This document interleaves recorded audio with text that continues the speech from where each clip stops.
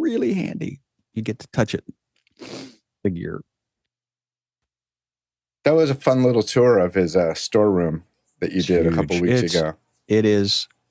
He's so gracious, and again, they were completely. You will not enter this door because we ship around the world during the pandemic, and so they were very conscientious. But at the same time,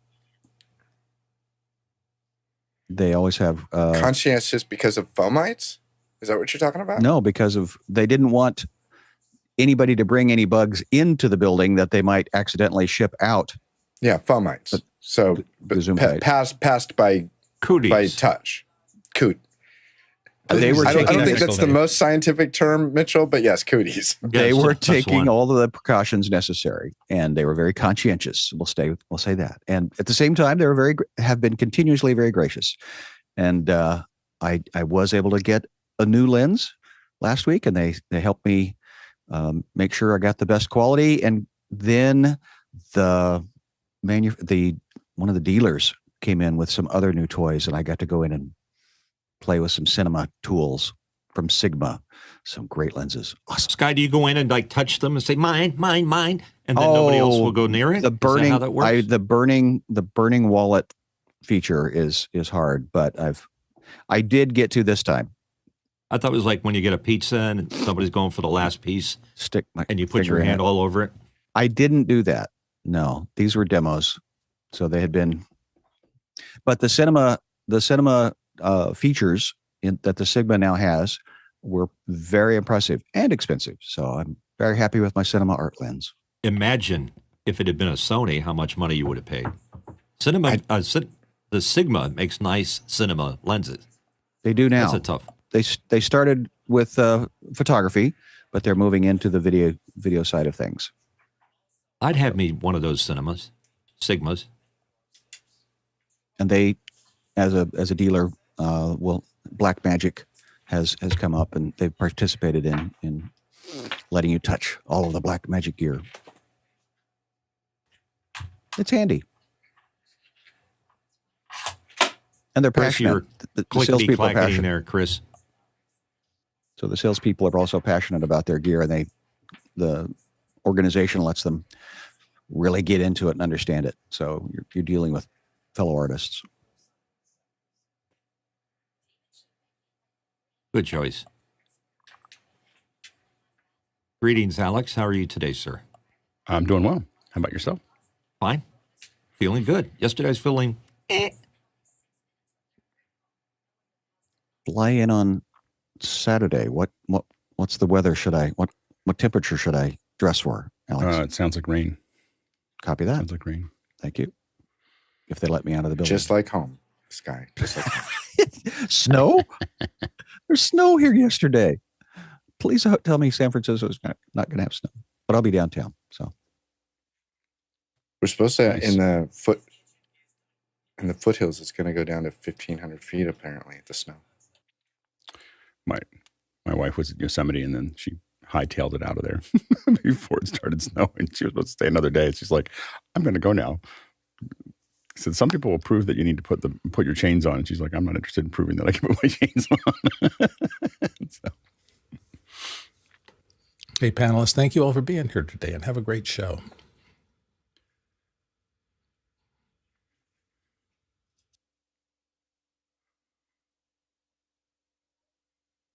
Oops.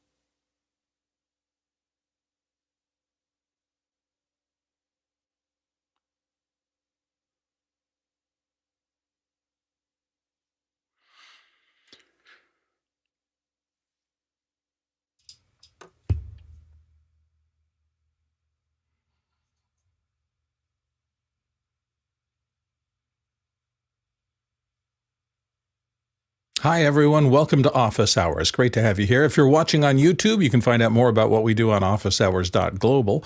Our first hour is always a general discussion of production and IT-related topics where we answer your audience-submitted questions. The second hour, typically a deeper dive into a topic, and today we're going to discuss the new and very popular Sony camera, the FR7 pan-tilt zoom unit, so we're excited about that. If you have interesting questions about that or just want to learn more about it, stick around for our second hour, but right now it's time for the first hour. So, Mitch, what have we got today? Thank you, Bill. First in, Bo Cordell from Charleston, South Carolina. My Blackmagic Design Pocket 6K is great, but I'm tired of constantly being out of focus on Zoom calls. If I wanted the comparable or cheaper Sony with continuous autofocus, what's a good choice? Chris Fenwick's going to start us off here. Chris? So, Bo, I know you know this, but some people may not. When you say out of focus, I realize by your question you're saying you're looking for a camera with autofocus. However, if you do have a camera like what I have that doesn't have autofocus, you can improve your depth of field. And I had to do it when I got my 6K by raising the light level, which will close the iris and improve the depth of field. So I know you're talking about, you mentioned being out of focus. That will help you appear to be in focus more often, but I'll let the others talk about the other camera options. Mitchell's going next. Mitchell? Yeah, it's no doubt. I'm a Sony fanboy, and there is that autofocus that does this so well, and that's hard to ignore. As far as specific Sony cameras, this is a ZV-E10, and it has the same autofocus that my FX3 does. So starting here at the ZV-E10, which is about $1,000, and of course you got to spend some money for a lens, that's a good place to start. But for general, nice, really nice, the FX3 is good, probably overkill, and the FX30, which they just announced, is the cheaper version of the 3. Both excellent choices from the Sony. Good information. Alex?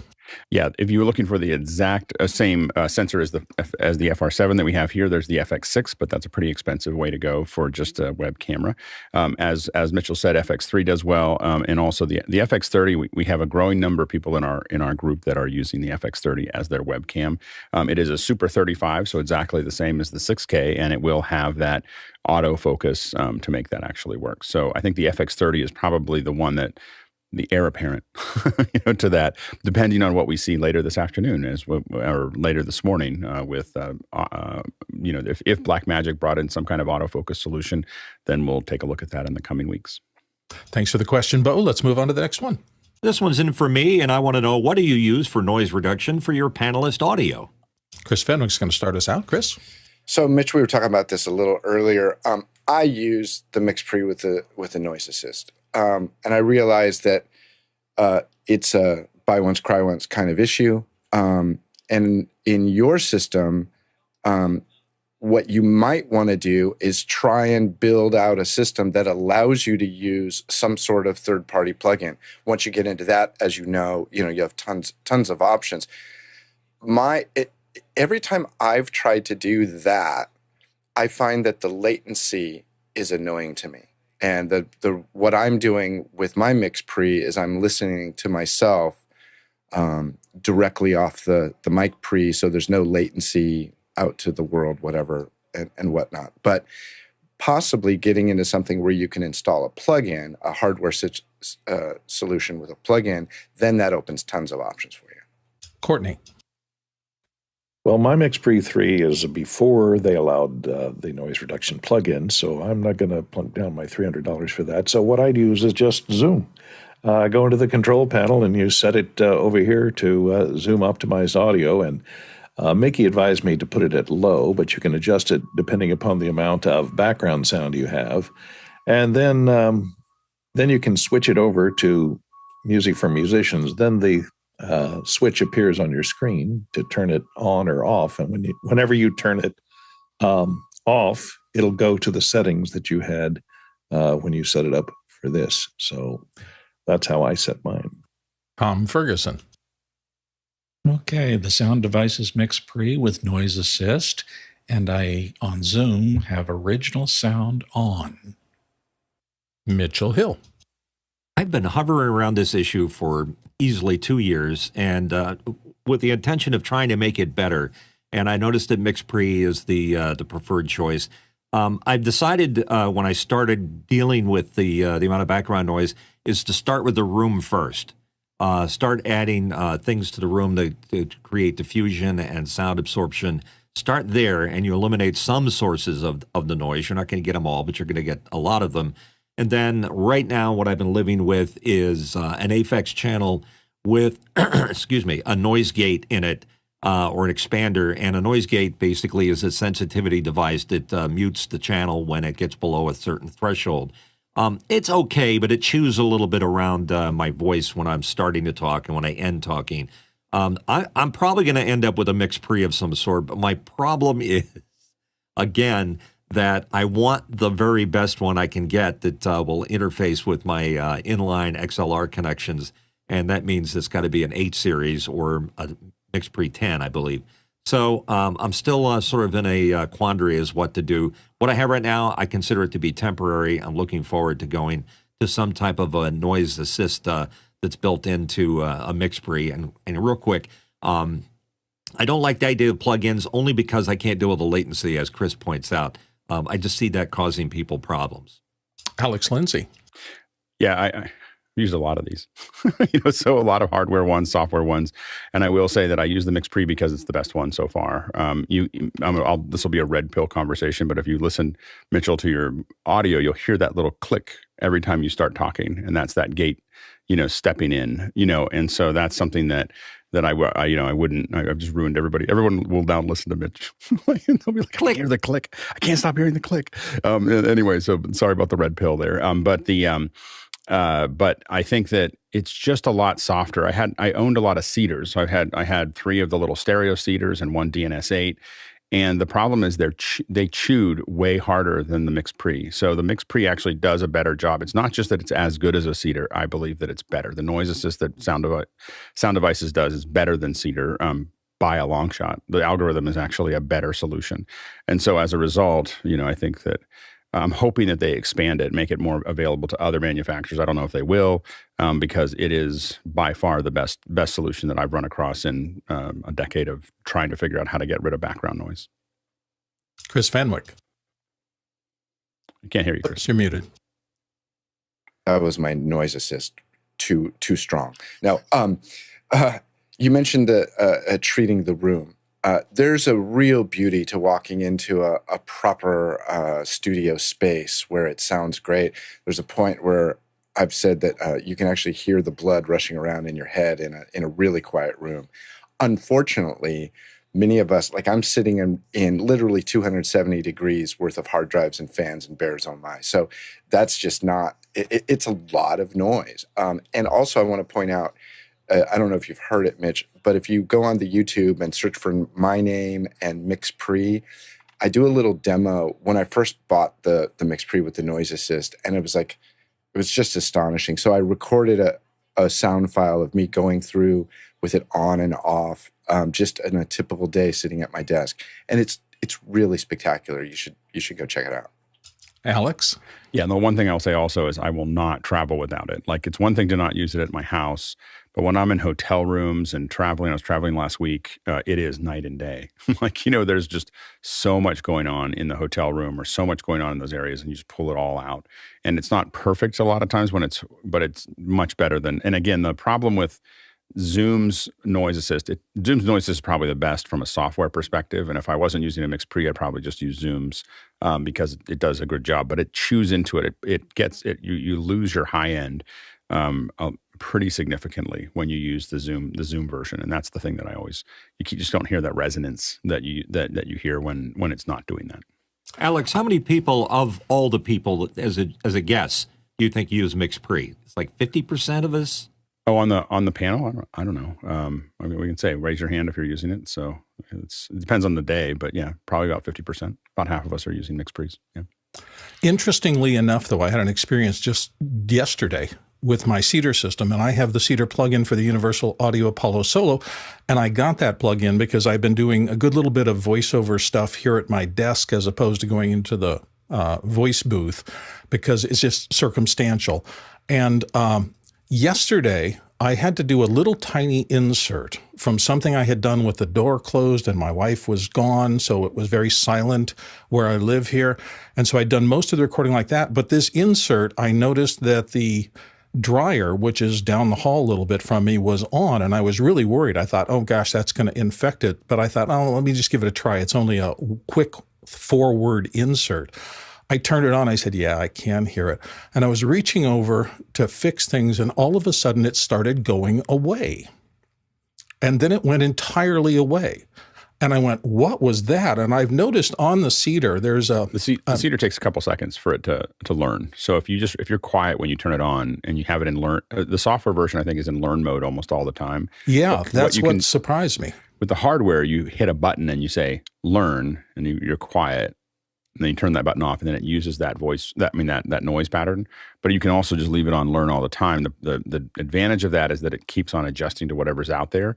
The disadvantage of that is that it can be a little slow to come up to speed, and it can start to wave, as it's finding different things. And so sometimes it just depends on what we're doing, but you can either have it in learn mode all the time or turn it on and off with the Cedar. And again, I think the hardware mode thing, it was on all the time, and it just saved my little bit of work there, and I really appreciated that. That adaptive listening to fix the noise profile as you go made a lot of sense. We've been on this a while. Let's go to the next question. Next one in from Mark Giuliani from Washington, D.C. Mark asks, Guy, I heard you cleaned up NDI. Could you explain? Guy Cochran, that's a direct pass to you.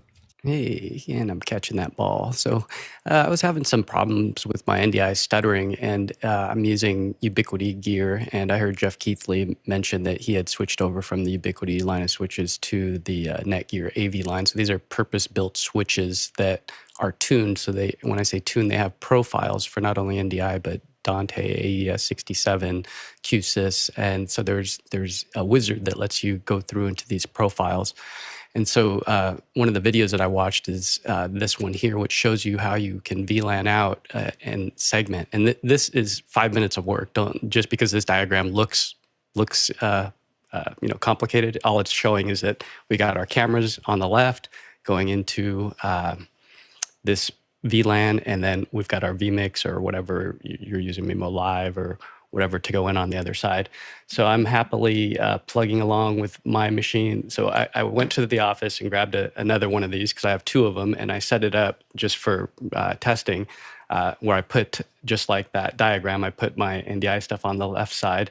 And then on my Mac, what I did was I put in a separate NIC. So there's the built-in Ethernet, and then this is my little $30 whatever 1 gig USB NIC card, and then I gave it a new address on this new network. So basically, what's happening is you're creating a new network, and so in the setup, let me actually jump over to the setup where you guys can see it. So this will be the actual back end of the Netgear. Let me pull that up here. And so this is what it looks like when you go into the browser. And so I've assigned these ports here as NDI, and I'll put a link into the chat for how this is. There's a video, the one that I just showed with the diagram. So you can see that the green ones are video NDI5, but here's all the other profile templates, A67, Dante. And I know a lot of Dante people do this themselves where they have a separate switch, and this is to avoid these packets colliding into each other and multicast flooding ports and things like that. So to assign these ports, so I've already built mine, but now I'm going to edit it, and here's where I can say, like, I want number 7 now to be NDI as well. So it's literally as simple as clicking on it once you've assigned the profile. And then what I also did was I said, turn it into a server. So now I'm able to have a 10-dot network as well. So all those ports that are selected up here are now 10 dots. And so with my Ethernet NIC card in my Mac and my PC, I've now got 10 dot addresses, where the rest of my network, which is over here, these other data ports, because you can see over here that these are all data up top, and you can see default is data, VLAN 1, and these are 192 addresses. And so my NDI, the gist of it is that my NDI is all on this 10 dot. My regular network is set up on this 192, and that just cleaned everything up, and it is so smooth now, and I'm a happy camper. So that's how I cleaned it up, is with so this is the funny thing is, like, people might go, hey, that's $600, to get one of these things. $600 for all the time that I spent. I mean, it was longer than 6 hours, I assure you that. So if you've had struggles with NDI, or if you've had, for home use your own switch. You could do Wi-Fi, whatever you want. But man, if you want to use it in production, this is what Jeff Keithley uses in the truck that you saw last week. So I'm a big fan. You can jump on the forums, and you can jump on the NDI user groups, and you'll see what I'm talking about. Everybody's switching over to these. So happy to to be able to report back that it's smooth. And you're seeing Courtney, you had a right follow-up now. question? Yeah, so none of the BirdDogs or anything that's on that NDI network subnet there are exposed to the internet. Then they're not accessible from the internet. Is that correct? And only the things that you need to access the internet, like Zoom. Well, what I've done is I've actually done a what they call an NDI bridge. So in NDI 5, there's a new little app called Bridge, and so I could make a PC a bridge, and I can either have it not convert those cameras or convert them to like H.264 or H.265, so they come across as another form of stream if I need to push them somewhere else. But yeah, that's how I can hook one network into the other one. So NDI Bridge is the tool that I've been using for that. So they all appear on the other subnet. This has been a really exciting presentation. Thank you, Guy. I know a lot of people who have to deal with network issues and have frustrations with it will really appreciate all that you've just done for that. So thank you very much. And our guest, Greg Gibson's coming up, and he just bought one from us, and he was super happy with it because the Sony FR7s have PoE++, and so this line of switches comes in different models. Some of them have no PoE, but the one to power those cameras so you don't have to run a separate cable is PoE++, and that there's a certain model number. You could look it up, and it's the one that Sony recommends on their website. So Nate Garrett AV line M4250 is what they're called. Nice. Let's go to the next question. And it's from Steve Uroff in Madison, Wisconsin. How can one tie a StreamDeck button to select a specific audio output in Zoom on macOS? Alex is going to help us. Alex? Yeah, what you're looking for is the beta for Companion. So I think it's Companion 3.0. There is the beta that you want to download, and then you want to go in and look for the module that is for Zoom ISO OSC, and you can see a lot of buttons there. So you want to look at those buttons, look at what might be useful for you, but those are the things you want to look at. So look for the ISO OSC module in the Companion beta 3.0. I think it's 3.0. Download that and take a look at it, and you may find the buttons that you're looking for. And then you can also, of course, step out of that and do direct OSC commands to do that. But the buttons should make it. The new buttons should make it easier. Steve, we hope that helped you. Let's move to the next question. And it's coming from me. My question is, when using a teleprompter on office hours, what do you keep on the screen? Let's start with Guy here. Guy, what's on your teleprompter screen? So I keep Zoom Gallery View for the most part of it, but on my StreamDeck, I have a little button that allows me to switch from speaker view to gallery view. So I could, whoever's active speaker, I can kick back over there, or whoever I have pinned. And I can't show Mukana, but basically Mukana, our Q&A system, is right behind that. And so I can see what question is coming up, and I can see the event chat. And the other thing that I keep on the right side is a notepad. So if there's a question that's coming up and there's like 3 bullet points that I want to hit, I type those out, and I make sure that I glance over there and I look in to make sure that I hit all my points. Tom Ferguson. Pretty much the same thing. I keep, I research early questions and keep my dot point notes over on the side, and that way I get better eye contact. Alex Lindsay. Yeah, I don't have one right now because we're testing this FR7, but generally what I have there is the person that I'm talking to, and oftentimes framed underneath it, I have a different view of Mukana. So I have I'm using the teleprompter view, and I just have the next question up that's sitting there. It's kind of framed so that I can see it there. Mitch Hill. I only have room for a small 7-inch teleprompter. Here it is right here. It's the iCan. And the reason that I'm using it is because it's the only space that I have. And what I'm using it for is for a Interatron, so that I can see everybody and make eye contact. Not enough space on there to put text. There you go. Oh, Guy Cochran. Another thought? Yeah, I will say at the office, we have the larger 24-inch on our one-button studio, and I just keep looking at it and drooling. I mean, it is a masterpiece of work. I really want one of the larger ones because now you could fit even more, so I'm running out of space. So a lot of times I'm dragging people around. So in Zoom, you can move people around so that if you know where the lens is at, in fact, I let a little bit of light leak in through behind my camera so I can see the outline of my lens, and I drag people in the gallery view over the top of that lens. So if I want direct eye contact, I'll put them right dead center in the middle. Yeah, and that's why I'm building the 43-inch teleprompter, is so that I can put some stuff on the outside of it and then have a really big, I'm kind of building a new set of frames where what I want to do is have the person that I'm talking to or whatever I pin, right in front of the lens, and then have the gallery sitting below it, and then having, and I kind of wish that Anyway, I kind of wish that Zoom would give us a little bit more. I wish we could control a little bit more of like really organizing what we have in front of us. Maybe someday in the future. Yeah.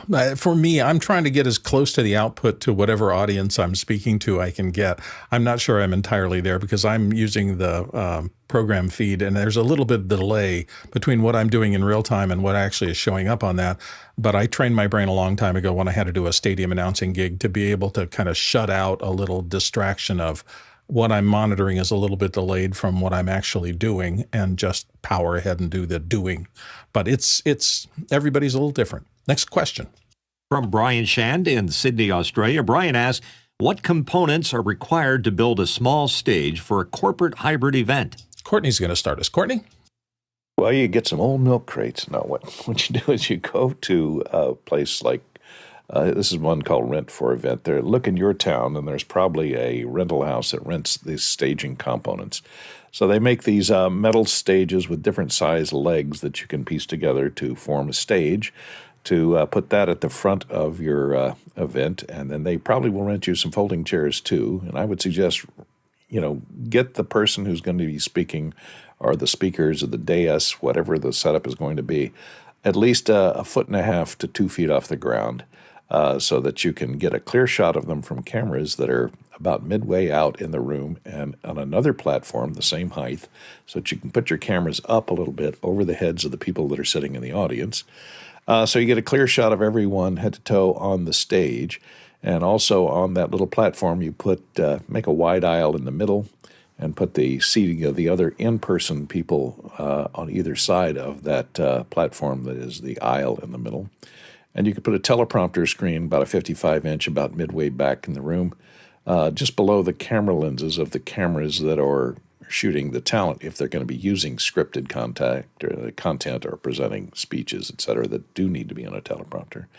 Otherwise, if they're doing PowerPoints or something on a projection screen behind them, you can put confidence monitors, a couple of 47s or 55s on the floor, tilted back in front of the front row of the people seated in the room, so they're not viewable by the cameras out in the audience, and the presenters can then reference those for the PowerPoint presentation or iMag or whatever you're using to present. Alex Lindsay. Yeah, a lot of what Courtney said there. I won't belabor some of that stuff. What we've done a lot, and again, I'm always going to tell you that you do a digital first event, but if they're going to ask you for a hybrid event, if you have the stage here and you have your speaker, what we oftentimes do is if we want to incorporate the audience, we'll have PTZs on the wings that are crossing, and a lot of times within the audience, we build regions. So you have A through F region, and then you program those into the camera so that you just hit the buttons to take it to that region. So when someone stands up to ask a question, you can get to that region and then fine tune it as it goes through there. But otherwise, it's distracting to have people up here. If you think about, if we back up from that stage, usually we have two cameras in the back, one that is wide, one that is long, and then we'll usually, if there's going to be round tables, we'll have two wings that are coming in. And what you're trying to do is put those wings in a place where you can see the far corner of the far eye. That's what we're trying to always do. So we swing those cameras out as far as we can go so that we don't see profiles. That's what we're trying to avoid. You are going to want long lenses. Anything wider than a waist up shot will reduce your audience's view time. So if you have an online audience, if you're showing head to toe, you want to cut to that every once in a while. Courtney's absolutely right. You need a head to toe shot, but you want to stay as much as you can in waist up and chest up shots, because that holds your audience longer than the head to toe shots aren't as devastating as slides, but they're pretty close. So you just need to know that they're they're really not. You remember people are watching on a phone or a small screen, the person looks really small, they just stop listening. So you can definitely put the teleprompter. Most of the time what we try to do is move people away from teleprompters for big events and move them into notes, confidence, and Courtney's absolutely right. If you have a stage, usually we have three confidence monitors that are usually showing all the same thing. It just means that they can point in different directions. We want them to go to notes as much as we can. There's actually absolutely a group of people that really want to have teleprompters up there to say exactly what they want, especially if their legal team has input on it. But it doesn't.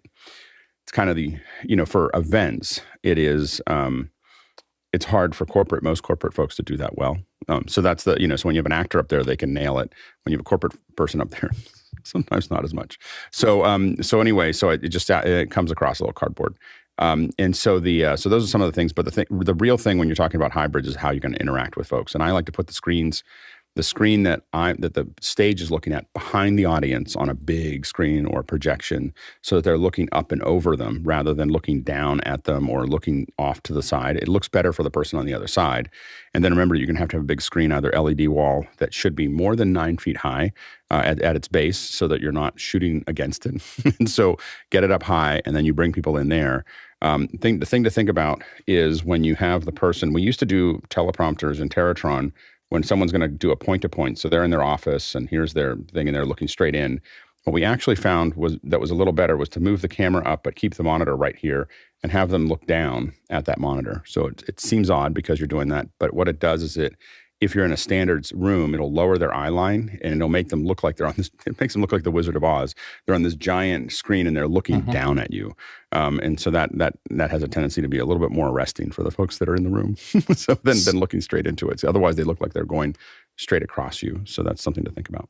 We've covered a lot of really good information. Sky, can you get us back on building the small stage for a corporate hybrid? Again, where is your HVAC coming in? Is that going to be blowing into your microphones, your light grid that you're going to want to make sure you're, either spotlighting or flooding? To Alex's point of having a video monitor or a video wall behind you, we actually made sure that the graphics that were going to be created are over the heads of the audience that are going to be sitting in front, and to the downstage monitor, otherwise sometimes referred to as DSMs. We actually are putting a big 70-inch monitors in the back behind the small in-stage audience. So that way they're looking at their notes, and we actually gave them the clicker because we figured they're going to be doing that changeover. So we'll report on that and see how that worked. Chris Fenwick. And I'll just wrap it up with this, Brian. Don't forget the pipe and drape. You can clean up a lot of mess in a room with pipe and drape. Pipe and drape in the States rents, last I heard, and this is a while ago, $10 per foot. And I'm convinced that the first time somebody bid pipe and drape to somebody, the client said, well, how much is that going to cost? And they said, well, $10. And I think they meant $10 per foot stick. And the client said, is that per foot? And the person bidding the price went, yes, because it's insanely expensive. And they claim that they dry clean all that stuff every time, but I promise you they don't. One other suggestion, since he's looking for a small stage, you can see at a lot of street fairs that they do have towable stages. They're little units that look like a truck, a pickup truck or something pulls it on site. They open up like a clamshell and they form an instant stage, and it covers most of the things we're talking about here. The actual bed of the stage is usually 6 to 10 feet above the street level, so it gets that elevation for the performers, and that plus a camera that has a high position, they're in good shape. Let's go on to the next question. Bo Cordell from Charleston, South Carolina wants to know, is anyone using a home energy monitor like this one from Emporia? I installed one yesterday, and so far I'm very impressed by the ease of use and quality of data it provides. Courtney's going to help us out here. Courtney?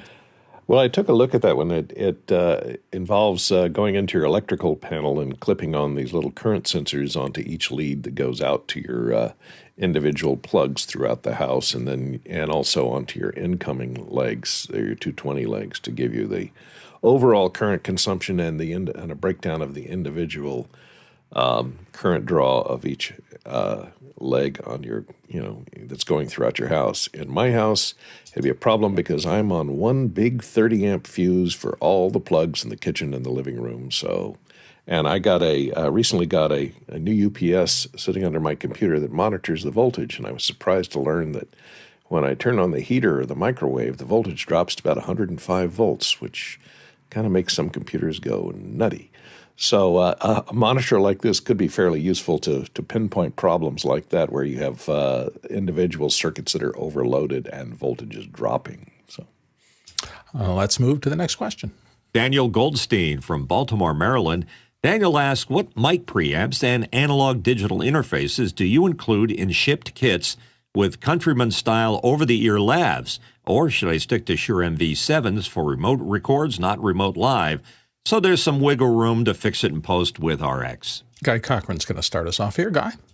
Yeah, it's funny that you asked this question because I just opened up an email this morning and was taking a look at what some of the guys do at the highest level. They're shipping out these crazy kits. So you could rent kits. You don't have to buy them. But if you want the highest end stuff, you're looking at a Shure system. Basically, it's an Axient with Dante. So here's what their system looks like. It's the Shure ULX Q4D, and you can see the whole system here. So she's got this little rack mount case that has in it a pep link, I think, what do you call that? The little NUC, but it ships with the lights, the PTZ cameras, and then PoE switch so that they can just go with one. And then there's the transmitter. There's the Shure ULX 4, and then they show how to sync it, put the lav on. But this company's called LiveX, and then they show the AirPods. And they could control that whole thing remotely with the PEP link because they can VPN into that thing. So the user just has to plug in power and Ethernet and then set up the lights and the camera, and they can take it from there. So I'll put a link to these guys. They're called LiveX, and that's their remote production kit that you can rent, or they can control for you. Excuse me, Alex. Yeah, if you're using the headset, I have to admit that lavs are really dangerous in most spaces because, in my opinion, because they are super sensitive to live rooms. So if the room has got a lot of hard surfaces, the lav is going to just fall apart. And there's no RX that's going to get rid of all of that. So that's why we send out headsets. So Countrymen or an MV7 or something. Now the question is your client want to have the mic in the shot or not? The off-axis rejection of the MV7 is very high. So if they don't want the mic to be seen, then a lot of times we try to move it out. You can theoretically get some better. We also send out shotgun mics occasionally for that, but they are also susceptible to a lot of room noise. So those are things to kind of think about as you start to build. What you're thinking about is what are you sending in? What room are you sending this into? Because most conference rooms are horrible. They're designed to look at, not to listen to. And so if they're putting them in there, that's a real problem. But that's why we use the headsets, and we use the Mix Pre 3s with noise assist because it will, we can pull some stuff out. Now we're doing live, but generally the headset is going to, the problem with the headsets is mostly sibilance. So you will have to filter out the sibilance in the shots. That's the issue that you get into with them. But they generally are safer if you don't know what the environment is that you're sending them into. That's the biggest problem with lavs and why I will only use them as a last resort or when a broadcaster demands them. But if you close your eyes and listen to most broadcasts on TV, they sound really bad. Next question. Chris Fenwick in Emeryville, California, and right there on our panel. Can we discuss what adjustments are being made in the back end in prep for Office Hours 2.5, color correction, audio sync, etc.? Alex Lindsay. Yeah, so we're in the process of pulling all this stuff together. So right now what we have is all of the signals are actually going through a AJA FS HDRs. So there's 6 of them stacked up. So we can have up to 20 people. We can take up to 20 people because they have 4 1080p inputs per unit. And then we can individually shade those. At the bottom of that, we have a 6th one, and that one can do the overall conversion to HDR or SDR. So that's what we have kind of set up right now. Eventually, what we're planning to do is take those, all those corrections that we're doing of the panelists and convert them to HDR before they go into the switcher. We still have to do some work with figuring that out to make that work perfectly, because what that means is that once we update that and push HDR into the switcher, the advantage that we have there is that we will now be able to run native HDR content into the show. That content will look amazing. The speakers will look better. The content that we push in will look amazing. So for instance, if we use a live view with 10-bit HDR and we pass that out and into our system, when we cut to that, it will snap. If you have an HDR signal, our stuff just has to keep up with it inside of the Zoom piece, which we've done in the past. I've done work where we've done this live in the past. So that's what we're planning to do with the FS HDRs. The first step is we're figuring out what we need to color correct. I have to admit, I haven't done as much of that recently because what we're working on right now is getting the HDR 5.1 working in YouTube. And so we've got a bunch of people that are working on that right now. And 5.1's not rolled out to the whole all of the YouTube community. So we're working through, and almost nobody's doing it. So we're really on the outer edge of figuring out how to make that work. We're going to, and we'll go from, and eventually the goal is that we will right now we're still have an SDR stream and an HDR stream, and that'll stay separate for a while. Our goal, working with YouTube, is to get to a point where we can do one HDR stream. They're doing the tone mapping down to SDR. They're doing the 5:1 fold down to stereo. So we only have one, but the only way for us to get that to work is for us to do this every day. So, and give and provide data and make it work and push it down the path. So, we're kind of cutting that new ground to kind of push that forward for everyone. And so that's kind of what we're working on from that color perspective. We also right now we are able to correct sync. We're just in the process of kind of building that out right now. And so basically we're able to take Zoom ISO with the audio. There's a couple sharp edges with the Zoom ISO audio that we're filing off and working with Zoom to file off. And so that's that is the thing that by doing this, what we're doing looks crazy, and it isn't something that probably should be used in production just yet, but it doesn't get to production quality unless we're doing it. Because most people, like, I can't use some of the tools that I'm just talking about here. I can't use them in production right now because they're not hardened. They're like, oh, this doesn't quite work, or this is a little too hard, or this isn't stable, or this isn't. And so one of the big powers of this show is the fact that we do it, every day. And so if we start incorporating these high-end tools into the show, we're not only getting better at it ourselves, we're pushing the technology forward with our partners. We're showing them where there's sharp edges that need to be filed off. We're showing them what we have to, make work. And, the easiest way to predict the future is to create it. So we're, literally this show is the sharp end of the stick for most of these technologies right now, where, there's other people that are doing HDR and 5:1 once a week for 16 weeks or once a whatever. They're not doing it every single day. And so we're kind of chewing that up right now. We're also talking to a provider that may allow us to do Atmos and vision testing. And so there's a lot of things that we're kind of working on, but again, no one does this every day. And so by doing that, we're kind of pushing that outer envelope. So while we're answering questions, we're we think we're moving the ball forward for the entire industry. So Mitch Hill. Alex, is it safe to say that you might create profiles for each of us individually that you recall each show? That's the goal. I mean, the goal is that so there's a rest, there's rest controls that we can use for the FS HDRs. The first step we want to do is figure out what we're changing and get it all working. We're not, you just want to get it working. The second piece of that is to expose the controls that are necessary for another window. So imagine another window in Universe that's talking to Isadora, that's talking to everything else, and you just get a web interface that says, Chris is a little dark, I'm going to brighten, bring up his gamma, do whatever I'm going to do. Like all of those things are stuff that we can do and just expose it to a web page. The next step is to build LUTs. And the goal is that the idea is that once we have the order of everybody that's in it, we know where they're going into the FS HDRs, and it automatically puts a LUT in for every person. So as long as they don't change their stuff from day to day, there'll be an autocorrect that makes them look great every day that they come in. And if you come in once a week, it just says, "Oh, Sky's here," and it has a LUT for Sky. And as long as Sky hasn't changed his setup, Sky will look great. And so that's where we're trying to get to by the summer. This is a slow turning process to make this work, but it will.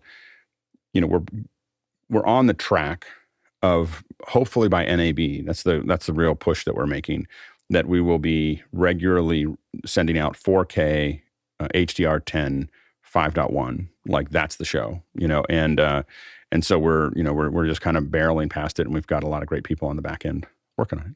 So fascinating. Next question. Next one in from John Preto in Las Vegas, USA, and right here on our panel, Mr. Fenwick. Are we allowed to heckle you on your appearance with Ripple Training Crew today on YouTube at 9 a.m. Pacific? Allowed or required, Chris? Shameless self-promotion. Yes, of course, John. I would expect nothing less from you. No, on YouTube, I don't have the link for it offhand, but at 9 o'clock California time, Pacific time, we're talking about using the Apple ecosystem and Final Cut in particular in small businesses and why I use it. And, Steve Martin and Mark Spencer are always fun to hang out with, a lot of fun. And I got to say, those guys have done more to support the Apple community than I think maybe anybody. And it's a pleasure They're super smart guys, and I'm looking forward to it, and I would love to have people join. Amen to all that. Mitch Hill has a thought. Yeah, and regarding the heckling, why wait? Let's go right now. No, we have the rest of this show to finish up. You can heckle on the next. Next question. Andy Kokendorfer from Vieira, Florida, asking, where do you go for info on the future of work and office design for collaborative meeting spaces? Thanks. Next, Alex is going to help us out here. I think most of the information is from my own network. Here is a big piece of it. Watching what everybody's doing in office hours is usually the biggest thing that gives me ideas of how to kind of rebuild this. Watching what people like Greg Gibson and a lot of and Jeff Keithley and other people that are doing these events are is a big impact on me paying attention to and things that I like and things that I don't like and things that I think will work. But I think that this is probably the number one place for me to do that. I might also have connected to a lot of people on LinkedIn and Twitter that are posting things that I look at. Courtney has a thought. Courtney? I've talked to some people that are in the large corporate world that are going into new buildings that have been recently built, and a lot of them are into this large open office seating concept where they just have long benches, no cubicles, no one is assigned an office or a desk. You come in and you plop your laptop down and you plug into the system. There's a monitor and keyboard at each position. And you go to work. Everyone uses their cell phone for communications inside the office, and everyone hates it. So I've seen a lot of offices. There was an office up the street, a huge, brand new, beautiful, 3-story tall office building. It was built brand new, called the Harlow, on a lot at one of the major studios, and it sat empty. It was all this big open space seating with a terrace and all the amenities and all this open office type of arrangement. It sat empty for 3 years. They could not lease it. Somebody finally leased it, and I just noticed, I walked by it the other day, they're putting in walls and offices and cubicles, and they're ripping out all the open office seating. So I think we're moving back in that direction post-COVID, and they're finding that there are a lot less people. They need a lot less office space because a lot of people are working from home or doing a 4-day week or a 2-day week in the office. So they rotate them in and out on different days, so they don't need as much office space, so it saves on air conditioning and power and all that other stuff that you have to incorporate for running a big office. And by keeping half the workforce at home half the week, you can save a lot of money. Alex? Yeah, if we're talking about trends, I think a lot of the things that we're seeing is, number one, is they are building many, many more closed cubicles. So these are completely closed offices. They're not very big, but they are there so that you can jump into meetings, and they generally have a lot of soft walls and everything else so that you look and sound good on an online event. And a lot of them they're getting onto Zoom or Blue Jeans or Teams, and they all just look and sound. It's designed so that everyone can look and sound good. In the hybrid environment between those offices, what is constantly coming up is that the folks online feel like they're getting left behind, and they're not being a part of the conversation. They can't even hear what's going on in a conference room. So conference rooms are getting softer walls. Conference rooms are getting better cameras. There's more smaller conference rooms that are designed to handle half the team, as opposed to a big conference room that's designed to handle the whole team. We are seeing also in some of the folks that we're working with, not only has as those technologies get better, people don't even want to walk across campus. They're just like, why can't I just do this here? Like, why can't I do this out of my office? And the open office has been a big problem, but as it's dropped the number of people, that's when they're filling it in with these kind of closed cubicles. They just have a door and you close them, and they don't belong to anyone. They just kind of sit in there to have those meetings. And but some people are just spending the whole day in those meetings because it's nice and quiet. So they can look and sound good along with the folks that are remote as well. Courtney? I was going to mention that Elon Musk announced yesterday that he's moving Tesla engineering headquarters back to California from Texas. They had moved down there, and I think they'd put them in that same huge mega plant that he built in South Austin. He's moving into Hewlett-Packard's old campus up in Silicon Valley, so it'll be interesting to see how they retrofit those buildings to bring on a leading-edge design and engineering company. Guy? Yeah, there's a magazine called Sound and Video Contractor. I'd say to take a look through that magazine. There's some great ideas inside of there. One of the installs that we did recently of our one-button studio was into a Wenger room, so Wenger. These are typically rooms that we've seen them installed in schools for music practice. So if somebody wants to practice a loud instrument, they have these tilt-up partitions, essentially, that you can have a window. You could design them how you want, but basically they're like a vocal booth, but larger. And so our last install was in one of those, and when our installer went in, he clapped his hands to do the clap test, and he was like, this is awesome. It's just already pre-done, pre-treated. And so as I started to use the one-button studio more myself over the last couple of weeks, I'm like, man, this is the future, being able to have a high-quality camera, great audio, great lighting, great green screen with an Ultimat, and the ability to present. It's amazing. So I'm excited to see what people come up with in the future based around that model of people being able to do webinars and things where they're staying somewhere locally instead of having to travel across to the East Coast, West Coast, and bouncing back and forth and getting all that jet lag and all that. So I'm excited to see what Sound and Video Contractor and some of these guys come up with for the C-suite, and also just for regular employees that want to go into a huddle room. In fact, at the local airport here in Seattle, I did see one of these little booths. It was much smaller. It reminded me of a telephone booth, but you basically book the time and you swipe your card and you go in there, and it had a little light and a little screen where you could plug in your laptop. But those are already out there, these little tiny booths they're starting to put them at airports. But WeWork and some of these other places is in some of the hotels are where I see some of these higher end pieces going, besides just a regular, Logitech Rally or some kind of like $5,000 type corporate setup that's more like a Zoom room. And there's some good examples also on the Zoom site. If you go to look up just on Google Zoom Rooms, there's some really good examples for 2-person, 4-person, 8-person plus arrangements, and they give some tech specs in there as well. I'm just concerned about the commercial office space people out there, because I know I was working with a company. They added 2 floors, signed a 10-year lease about 6 months before the pandemic hit, and they came down to needing 1/2 of that, but they had 10 years in front of them of costs that they had to eat, essentially, and they're still nowhere near back to the size they were before the pandemic hit. I know there's going to be a ton of reconfiguration, but I think the need for actual numbers of seats in these places has just fallen, and I hope whatever the commercial real estate industry morphs into, it better serves the needs of their clients, because it's a big, big difficulty out there for folks at that side of the industry. Next question. Coming in from Brooklyn, New York is Mike Edwards asking, morning guys, what cameras and audio devices do you suggest for recording behind-the-scenes production crew for post-show review, looking to capture habits and decisions during an in-person show that we can sharpen up on for the future? Sky's going to start us out here. Sky? Last week, in creating expectation and managing that expectation, recognized that we had on the tennis court, the $100,000 cameras were making the job. They were doing the heavy labor, but the behind the scenes was an iPhone. And so it was consequently a perfect device, and we plugged into the little mic input. I had a headset on. I could see you putting a shotgun mic on just as easily and mounting that up somewhere with a small rig. And again, if you're recording internally, you could now have on a iPhone 13, 3 wide, extreme wide, normal, and a zoom in, digital zoom if you wanted to. So you could have that. Again, you're trying to be able for review in post-production.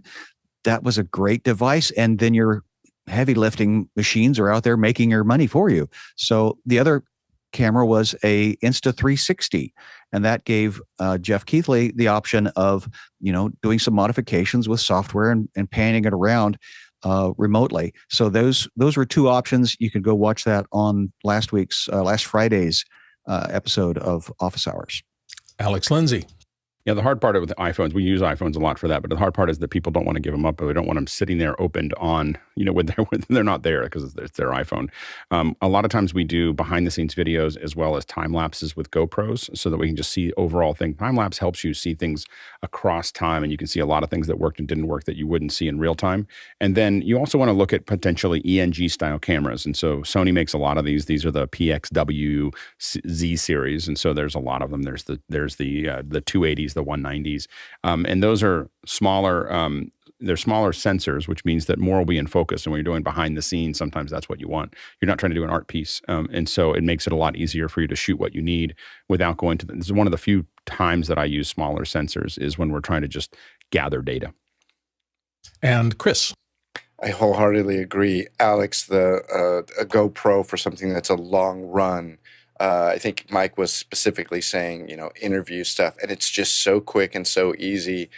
I'm a huge proponent for shooting things on the iPhone. I think that there is a time where the vast majority of stuff, I'd just rather have it shot on an iPhone because it's gonna look great. The computational photography aspects of what it does is great. The audio is a bit more difficult, but there are plenty of solutions to that. I did a thing at not CES, but SEMA with Keenan, where we used the little GoPro cheap wireless system directly USB out of the receiver into the iPhone Thunder Tube, whatever the port is on the bottom of the phone. And as an editor, I mean, the footage was fine. The audio was very manageable. It wasn't like perfect audio, but it was clean enough that I could clean it up in post. And let's face it, you're doing BTS. Hey, how did the job go? What worked? What didn't? That's really all you need. Oh, Sky has a last thought. I just saw him come in. Because Jeff was sitting next to his big, loud, noisy fan system. I had, even with a lav on him, I was using the Rode Go's. There was just fan noise. Well, the Adobe Podcast is in beta, and it's a audio cleaning software or AI. And I took that audio and I threw it up there, and it just eliminated all that fan noise back behind. So there's other options. Sky Gleason just finished. Sky Cochran. Yeah, one of the cameras that I've been playing with, it's probably the cheapest NDI camera as well as the least expensive SRT camera is this little one from HuddleCam. It's the same body, Alex, as that one that you have, the little USB one. So it's the same lens, same form factor, but it's one cable, and that's PoE. So that's your audio, video, and control. And I have it hooked up to a control surface here where I can still zoom in. It doesn't have much zoom. It's a 4K camera zooming into 720p at the 8x. Or actually, I think it goes down to even to 360p. But this is a cool little camera because you could deploy a couple of these because they're so inexpensive. But yeah, PoE at one cable, and then you can use either the remote control that comes with it to zoom in and position and frame around, or you can use a controller, which I'll put a link in the chat too. Excellent. Next question. Kyle Hammond from wherever Kyle is right now. Did I hear correctly last week that MimoLive has or will have ISO capabilities from Zoom? Alex? Yeah, so probably pretty early, Oliver told us that Zoom ISO will be built directly into MimoLive. So part of your membership that you pay for MimoLive, your monthly or whatever, will just include being able to connect people directly inside of Mimo. So they'll be able to be the theory. They'll be able to, and he was in After Hours showing a little bit of this, but they will be able to actually, we'll be in a meeting like this, but you'll be able to pull ISOs out into Mimo directly. So that looks pretty exciting. Right now, you can do that with Siphon. So you can use Zoom ISO and Siphon to pull those into MimoLive, which I've done a fair bit of. But this will take the Zoom ISO part out of the mix, which is fine with Zoom. Like they're there to that's them dog fooding that, and you'll be able to pull. You'll have Mimo be able to join a meeting and pull those feeds directly out. We don't know exactly when the release is, but he has talked about it a little bit, and it'll be pretty exciting when it comes out. Cool. Let's go to the next question. Next one in from Robin Cutshaw in Atlanta, Georgia, asking, how much noise does an X32 add to an audio chain? I'd like to run mics through the X32 and out to a mix pre-6, but don't want to add a lot of noise. Alex? We found that the preamps in the X32 are pretty quiet. So they're not really adding. I mean, one of the problems that we had with Behringer in the past was very loud preamps. So your concerns are well placed, but you should find that the self noise is very low. The preamps aren't as good as the mixed pre's, but they're pretty solid and pretty quiet. Next question. Paul Wallace in Austin, Texas, asking, Insta360 Link resolutions: horizontal 3840 by 2160, 1920 by 1080, 1280 by 720, vertical 1088 by 1920, 736 by 1280. How do I keep the camera from auto-shifting to these last two vertical rezes, which it often does? Alex. So I've never had it do that, and I have 4 of them, and I use them all the time. So I don't know exactly what's causing that. I'm going to guess that you're tilted too much. So what's happening is that your Insta360 is just being tilted. It's not flat, and there's some, because it has this adjustment internally where it figures out which way is up. And so when it turns on, it spins. You'll see it spin around, and it'll kind of look, and it'll go, okay, this is up, and it'll actually level itself properly. But I think that if you turn it too much, it may level itself the other direction. That's my guess. Next question. Oh, sorry. That's Bill. That's Bill's Next job. question. For both of you guys, Samuel Nordvik from Norway asks, Guy, have you been able to output 3840 by 1080 from a Mac to the LG 425 quad display in one signal input? Windows can do this. Guy Cochran's going to help us out, Guy. I haven't tried it. The way that I have mine set up is that I use 2 physical wires, and that way I can just slide the mouse right over. So I haven't had a need to, because it's so seamless to just move them both over, and I don't mind having an extra cable. But I could see, I guess, if you were running out of outputs and you needed to do that, I don't know if it would work or not. But yeah, I'm using a blend of Mac and PCs, but I use 2 cables instead. So I'll have to give it a try and see if it works. Hope that helps you. Next question. Lou Perez in Phoenix, Arizona asking, how often do you calibrate your monitors? My software is reminding me to calibrate every 30 days. Seems aggressive. Alex. The software doesn't, I mean, it's if you're using something like a Spider, it doesn't take very long to do it. So every 30 days would be fine. Depends on how much the color matters. So if the color really matters and you're doing colorist work, then I think that you probably ought to do it every 30 days. In fact, I'd probably do it every project. So, you just to make sure that you're right on so that you don't have to argue with someone. But 30 days is more than, even when I was at ILM, they switched out our monitors every 90 days. So they'd bring a new monitor and set it down and pull it out and take the other one away, and to make sure that we stayed on. So that was a long time ago, but still. In all the grading seminars I've ever gone to, colorists always telling me, you got about a half an hour before your eyes start changing. So I think they're very aggressive about calibrating their monitors as often as they feel it's required. And sometimes that's, as Alex said, every project, sometimes every morning when they come in, to make sure that they're seeing exactly what they're expecting to be seeing. Courtney, you had a thought? Yeah, you'll usually see this on OLED monitors because the pixels the phosphors don't age at the same rate. So blue will fade faster than green or red. So you have to constantly keep shifting your color balance and color calibration as they age. You don't see it as much if you have an LCD or one of these new QLED monitors with a ultraviolet LED backlight. You don't see that as much because there's not as much color drift as they age.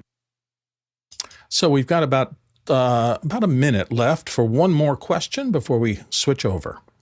Chris Widener from Lafayette, Indiana.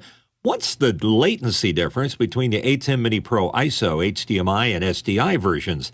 How hard would it be to add a Mini Pro SDI to an HDMI Extreme workflow?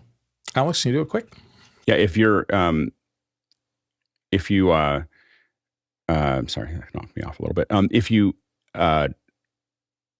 put it through a converter, you're going to lose about a half a frame.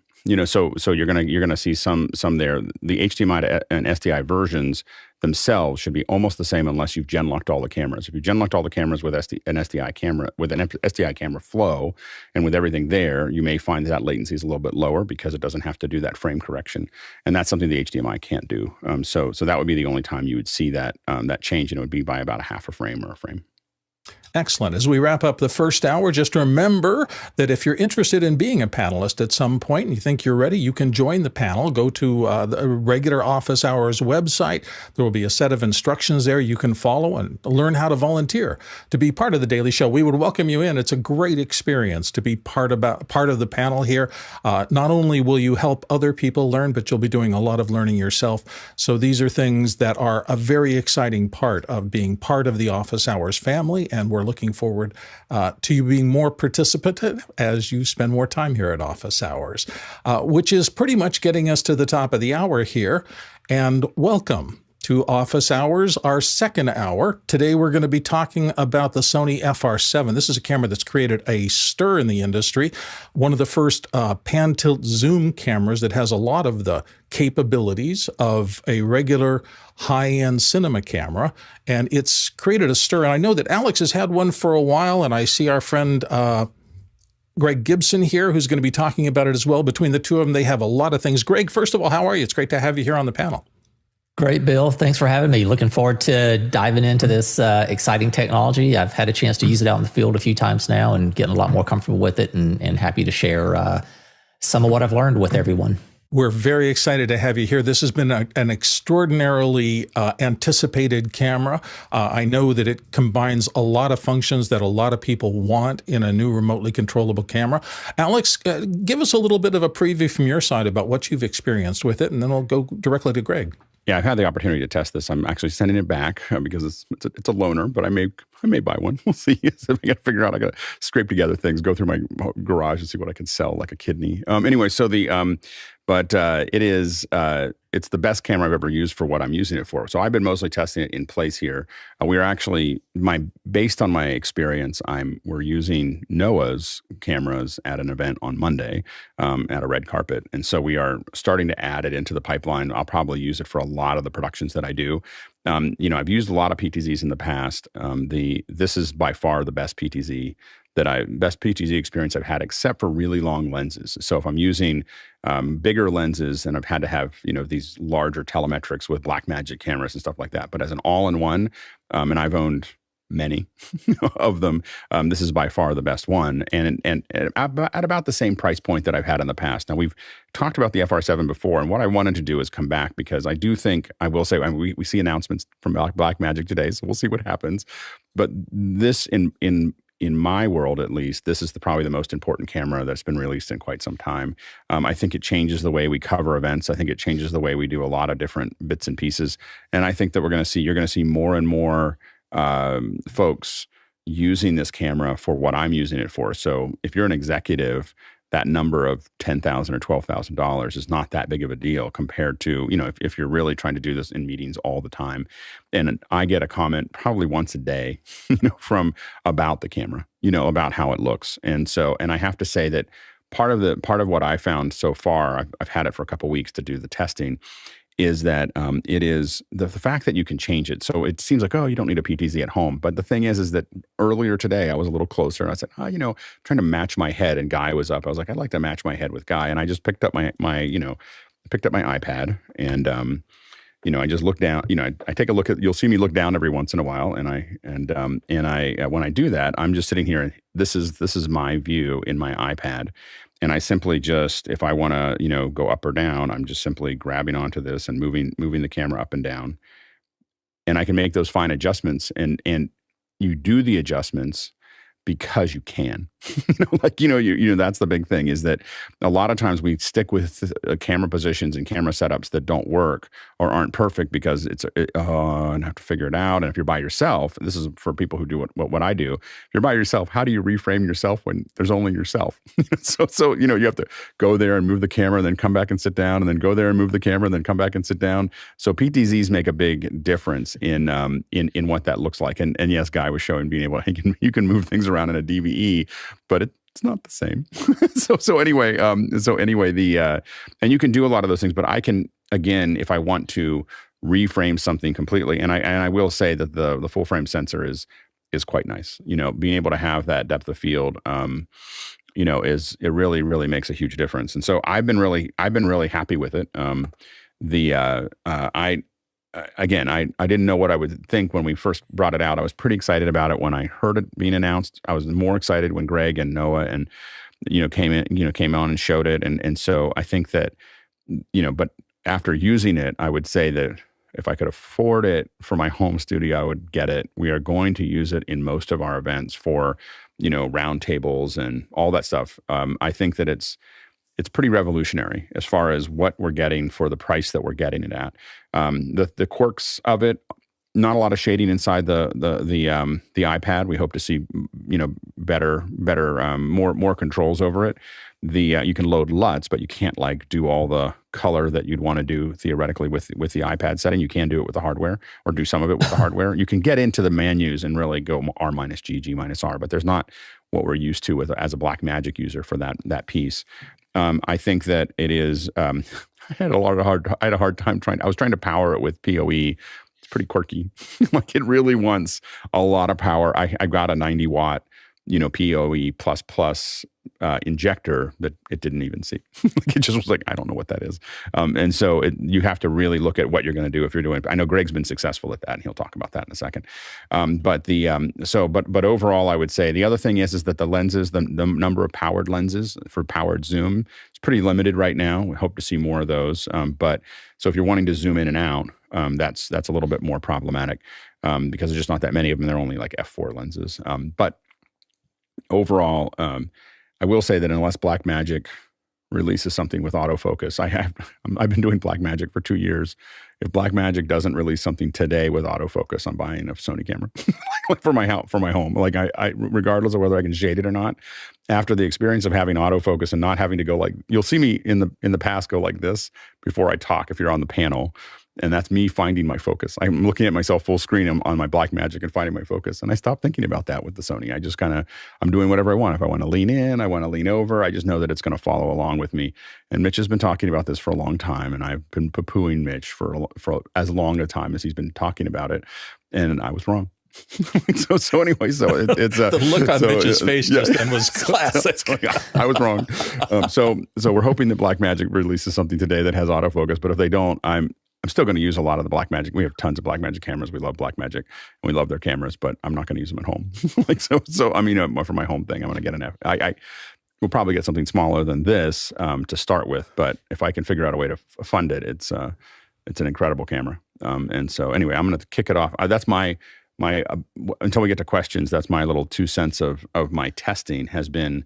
I guess what I would say is very successful. And the other thing I'll say is that out of the box, the color is pretty good. It's pretty accurate. I haven't done anything to it really. I just turned it on and just was like, well, this is what you look like. And I think I look pretty close to what it looks like. You look great. Like. So Greg, I'm sorry. You have a little more? Yeah. But anyway, that's it. I'll throw it over to Greg. Oh, okay. Greg, tell us what your experience has been like. Well, so I was pretty excited about this camera from the time it was announced. If you guys that know a little bit about me know that I came from the still photography world. I was a big Sony user as a still photographer, and when I made the pivot into virtual event production and then moved into the live video production piece of it as my virtual event client started to transition into in-person events, I really just had to use the gear that I had. And so the gear I had was alpha cameras. And, I went out in the field a lot of times. I was doing 3, 4, 5 camera shoots. I'm kind of a solo producer type, so I do a lot of stuff by myself. And so I would just set up 3 or 4 cameras around the room. And, it was always a little frustrating because some of those side cameras, every now and then, I can't tell you how many times I just wanted to like reach over to one of the side cameras and be able to tweak the composition or zoom in a little bit or change the focus point a bit. And so it was frustrating. And so I started looking into PTZ cameras, and I actually looked at the Sony line of PTZ cameras, and at the time, their line, the line that Sony had was a little bit sort of aged. It was a little bit long in the tooth. I think the BRC X1000 or BRX C1000, whatever the number is, but they're top of the line camera. It's a good quality camera. It doesn't have any of the alpha technology. So coming from the alpha world, it was a little bit frustrating not to be able to utilize that in a PTZ scenario. So I ended up actually buying some Canon PTZs initially. And full disclosure here, and I'm doing this for a reason. Right now, and I did this in the last program about the FR7, and I don't want to repeat a lot of stuff that we talked about in the last program, but I really do think that like just seeing the difference is pretty dramatic. And so for anybody who hasn't seen the difference, I think it's really valuable for you. So like right now, you're seeing me on a Canon CR-N500, and this is a really nice PTZ camera. It's a 1-inch sensor camera. It's probably like right up there, maybe just a tiny notch below the Panasonic UE 150, 160 line. Canon just came out with a new CR-N500, which is supposed to be a little more elevated, and it's the same price point as the Panasonics. But, you can see this is a 1-inch sensor camera, right? And again, this is the top of the line, cream of the crop of what you have in the current PTZ lineup. It's a 1-inch sensor. Picture quality is good. And you look at behind me, you do see a little bit of, I hate this word bokeh, but you do sort of see, quote unquote, what people call bokeh. And it's that little bit of out of focus background, right? But now what I'm going to do is I'm going to switch over to an FR7, and you're going to see a dramatic difference. So here we go. I'm going to make the change right now. So now you're seeing me on an FR7. It's a full frame sensor camera, and you're seeing me on a Sony 50mm f1.2 lens. And so, as Alex was saying, the power zoom lenses in the Sony lineup that work with this camera are fairly limited. There's a 28 to 135, and there's a 16 to 35 f4. Those are the only power zoom lenses that you have. But Sony does have a feature built into the cameras that's called clear image zoom. And clear image zoom is basically it's like a digital zoom, but it's a lossless digital zoom. At least that's what Sony claims. And to be honest with you, I can't tell any difference when I use it. So what I'm going to do is I have the controller here on my desk, and I'm actually going to zoom this. And so again, this is a prime lens. This is a 50mm f1.2 lens. And so I can zoom this thing in and out. And with clear image zoom, I can get 2x on it. I can also go over here to my web controller, and I can pop this camera now into Super 35. So now I'm in Super 35 mode. I'm still at f1.2 on the lens. And now, we can really get some, crazy. I'm sorry. I apologize for making you guys look at me this close, but it's amazing that your eyes are still perfectly in focus, but your ears are out. Right. And I want to show you, I'm just going to, and the key is someone may look at that and go, well, that's too short. But the point is we can get there. Like the depth of field is, some people might say, well, that looks now like a digital zoom because it's so blurry. But it is, the point is that you have control over that aperture, and you can, decide how much of that background you want to show. Right. And what I just did is I just turned the display on my SDI output here. So I'm connected to the camera via SDI. So now I'm able to turn the display overlay on, so you can actually see the focus point. And I think somebody was asking earlier about how the focus tracking works with a really tight shot and super depth of field. But, I can move around here, and you can see that focus point is still tracking me really well. And I'm just going to pop out a Super 35 here and go a little bit wider. Right. And so, this camera is staying incredibly sharp, forward and backward. Look at the tracking on that. And this is razor thin depth of field. We're talking about f1.2 here. And that so forward and back is very impressive. We always had people leaning out of focus or relaxing out of focus in the past. Absolutely. And even if I turn my head, right? If I turn my head to the side, the focus point still stays on my eye. So the focus capability of this camera is pretty amazing. And I just want to, real quick, I'm going to show you guys just a few. So I'm just sort of getting used to, the first few times I used the camera, I was just kind of feeling it out. I was getting used to it, kind of trying to figure out what the capabilities were. Talked to Alex actually a little bit, showed him some of the stuff I'd been doing, and Alex gave me a little bit of feedback on what I was doing. And so, the last time I went out, I really tried to push it a little bit more. So the last event that I broadcast, I used a 135 1.8 lens as a side cuts camera. I used an 85mm f1.4 on my head-on camera. And, it's a little risky, but I felt like I had enough experience with camera out in the field that I was confident in doing it. And I'm just going to show you guys, I have some still. I can show you guys some of the video as well, but I'm going to show you some still. These are frame grabs out of Premiere. And so this is the side 135mm 1.8 lens. This is at f1.8. And the thing I'll remind you when you're looking at this is that this is the kind of image that we would see if someone was taking behind the scenes photos of that event. It's not the kind of look that you typically see out of a video camera. So while this is just a still from a video. So it has that incredible soft depth of field, but it makes.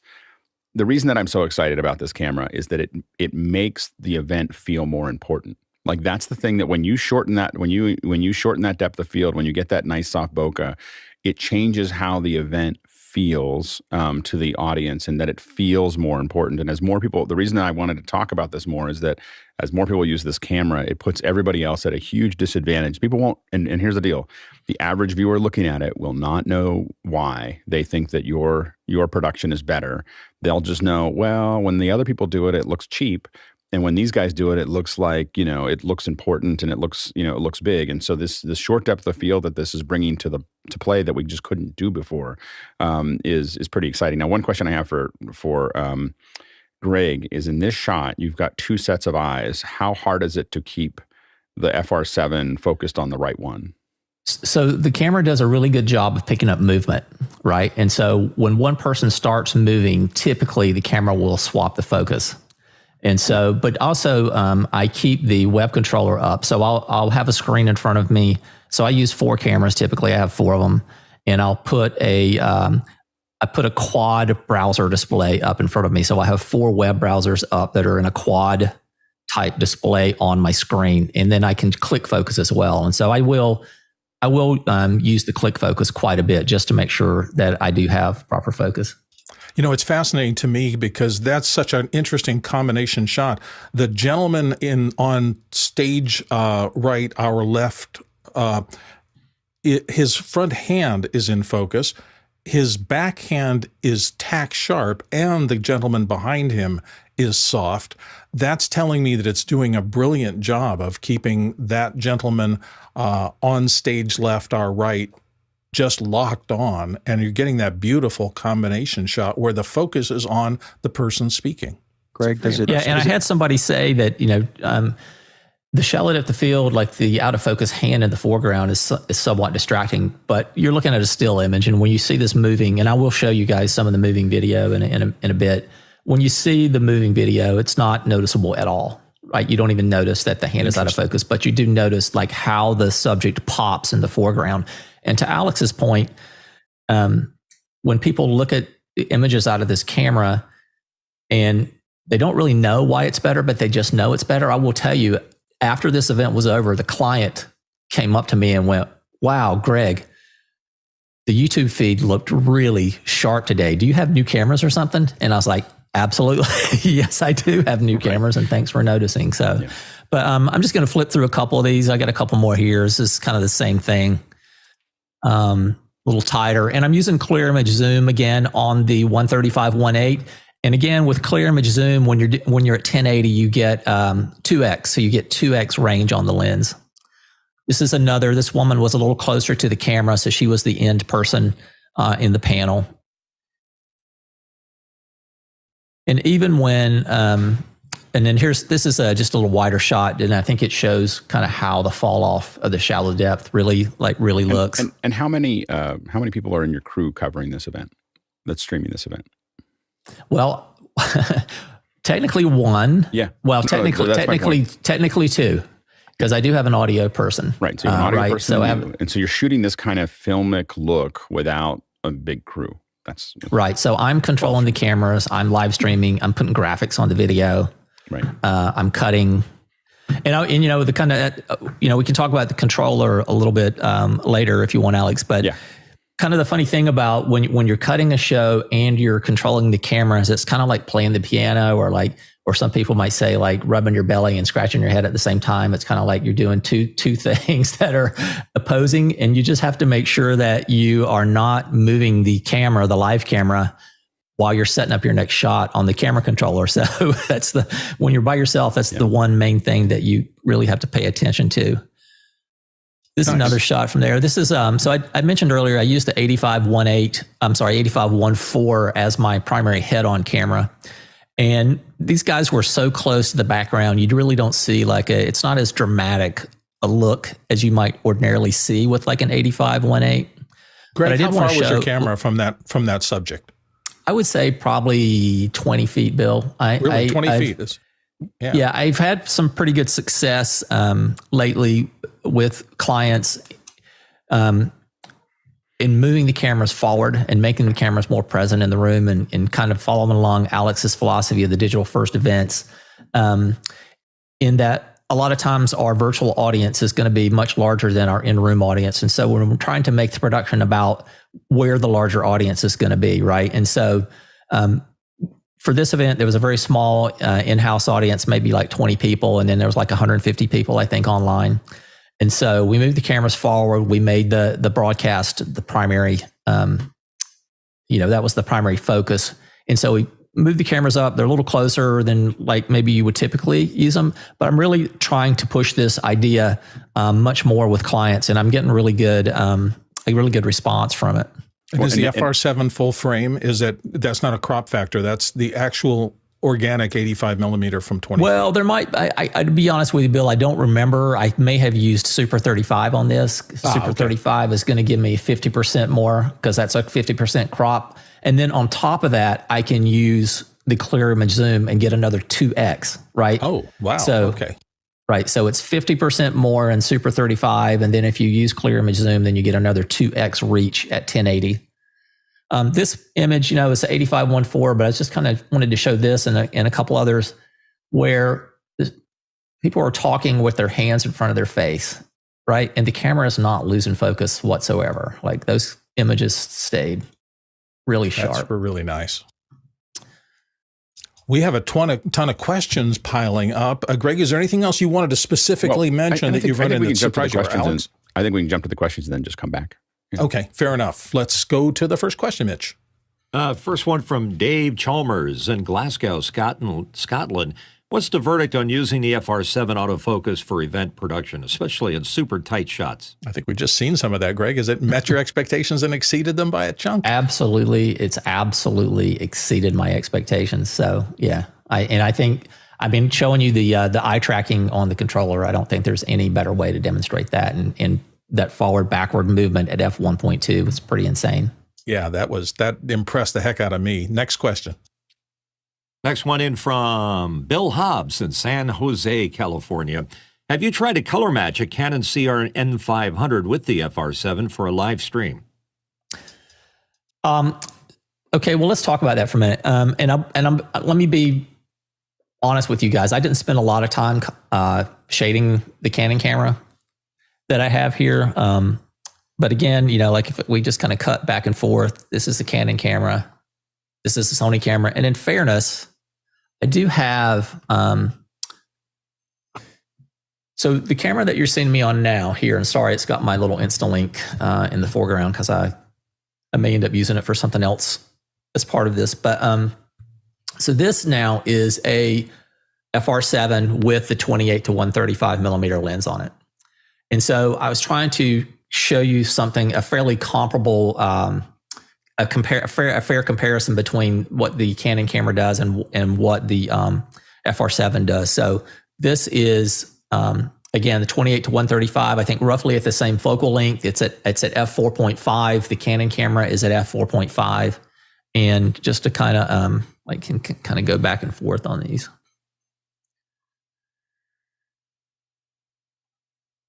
And then I actually think that I have a, let's see, there's a full frame. Let me kind of get this, zoom this in a little bit. So the Sony's a little cooler. So it's roughly about the same. Yeah, the Sony's on the left, Canon's on the right. So this is Sony, this is Canon. And then here's a little tighter. Yeah, colorists would probably have little improvements they could make, but for a general audience, I don't think there's going to be. For live, we would want to clean that up. That's the one's cooler than the other one, from my perspective. Yeah, and again, I didn't spend a lot of time trying to color shade either one of these cameras. Yeah. And as Alex mentioned, the Sony is a little bit limited on the color shading. I have been told that sometime in the future that there will be a broadcast level shading capability that'll be built into the camera, because this camera is really, Sony's looking at two markets for this camera. They're looking at the Cine market and they're looking at broadcast market. And they've already been using these cameras quite a bit in Monday Night Football. The NFL has used them a lot. They used them a lot in the playoffs. And so they know that that's a limitation. And so they're going to add that broadcast grade color shading. And the way Alice, that I had a question for more detail. Sorry. You had a question? Yeah, no, I don't have a question. I'm just going to state that the thing is that the LUT is the way to handle this as well. So the best way to go between camera to camera are with LUTs, because you can correct those and load those in, and it takes a little bit of work. But trying to shade two camera sensors together, you either need a Demont chart and a really good person to pull them together, or you do it with LUTs and Resolve. But it's tricky, and it's why I tend to avoid multi-sensor events whenever I can, at least having the people who are talking be all the same. You can have wide shots, you can have reverse shots, you can do a lot of other sensors, but when when I'm cutting back and forth between two things that are showing a person's face, I try to keep those in the same sensor. But otherwise, LUTs can make that happen, but it's a fair bit of work to get that to work well. Okay. And again, in fairness to the Canon does have more color shading control. So it does have sort of that broadcast level ability to adjust the color balance of the camera. Excellent. Next question. Next question coming in from Dave Chalmers in Glasgow, Scotland. In what scenarios would you consider using the FR7 with remote operator to replace a normal camera with local operator? And Alex, you were popped into this. Yeah. So the welcome back to Greg. Yeah. So what I would say is there's two questions there. When do you replace the operator, and when do you replace the operator, and when do you make it remote, are two different things. Because I find that with PTZs, with this, I would replace a lot of operators with it. Typically where you need to have people walking back and forth on a stage, I still would prefer to use an operator for. But for everything else, especially people seated, the PTZs work better than, and this is not just the Sony, but all PTZs work better than operators, because you can pre-program the person's position and get to it way faster than a human can. And so, but the problem you get into when you go remote is latency. Like you're kind of in this weird fishtailing thing where you're trying to move the camera's already there, you're overshooting, undershooting. So we don't find that remote operation, unless you're just doing minor changes to a lock off, work super well remotely. But it is a good, useful thing to replace local operators. Greg, did you have an opinion before we go to the other two questioners? Yeah, I mean, I would just say that, look, the PTZs do pretty well. In the Canon cameras, they just launched an auto tracking feature. So their new CR-N500 camera will do auto tracking. I would be shocked if auto tracking is not added to this Sony camera. I really do think there are a lot of great features that are going to be added to this camera over time. NAB is right around the corner. I have high hopes for some kind of firmware update that's going to happen at NAB. But look, it's not going to do the same job as a person, and like where I have found difficulties with it is having to make that quick change, like in an event when we go to audience questions, when we go to the audience Q&A, being able to find that person in the audience that's asking the question and get the camera on them faster.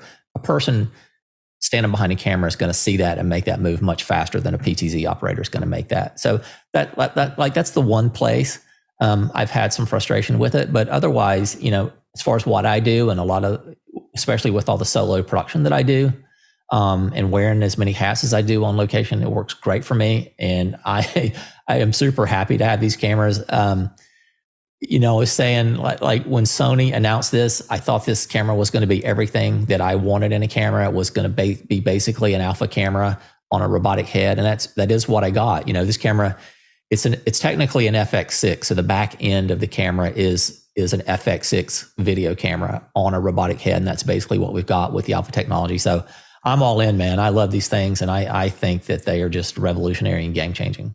Some other panelists want to get on this. Mitchell? Yeah, I'm glad to find out I'm not the only Sony fanboy here, so glad to see people are coming around. In that kind of a setup, I would say that it would be interesting to use two FR7s and maybe an FX6 as a long camera for a long lens and have that one manned so that person can get the master shot when you need it, and everything else is being done remotely with the two pan-tilt zoom cameras. And the other thing is they'd be perfectly matched with each other. I'm seeing a lot of nodding. Yeah, we're that's the approach that we're looking at for some of our roundtable events is 4 FR7s and 1 FX6. And the FX6 is primarily for walk-on. So people are walking on and I need to follow them from off stage, on stage. We need one operator to do that and then have 4 FR7s to do the rest, to do all the other coverage. Greg, did you have another comment? Yeah, I just want to say too, and as far as remote use goes, I've actually done some testing with Jonas, and really all you need is a VPN or a Cloudflare tunnel, and you can have somebody that's offsite come in and remotely control these cameras. It's pretty frightening, it's scary, but it works really well. One thing too, Alex was talking about the latency. We found that the latency in the FR7 was pretty doggone low in the web controller, even with the Jonas being in Germany, and that worked really well. I do see more web controller latency in the Canon, and it may have more to do with like how the two cameras feed the web controller. So the Sony image that comes into the web controller is basically the HDMI out. So they basically are just routing the HDMI out feed into the web controller.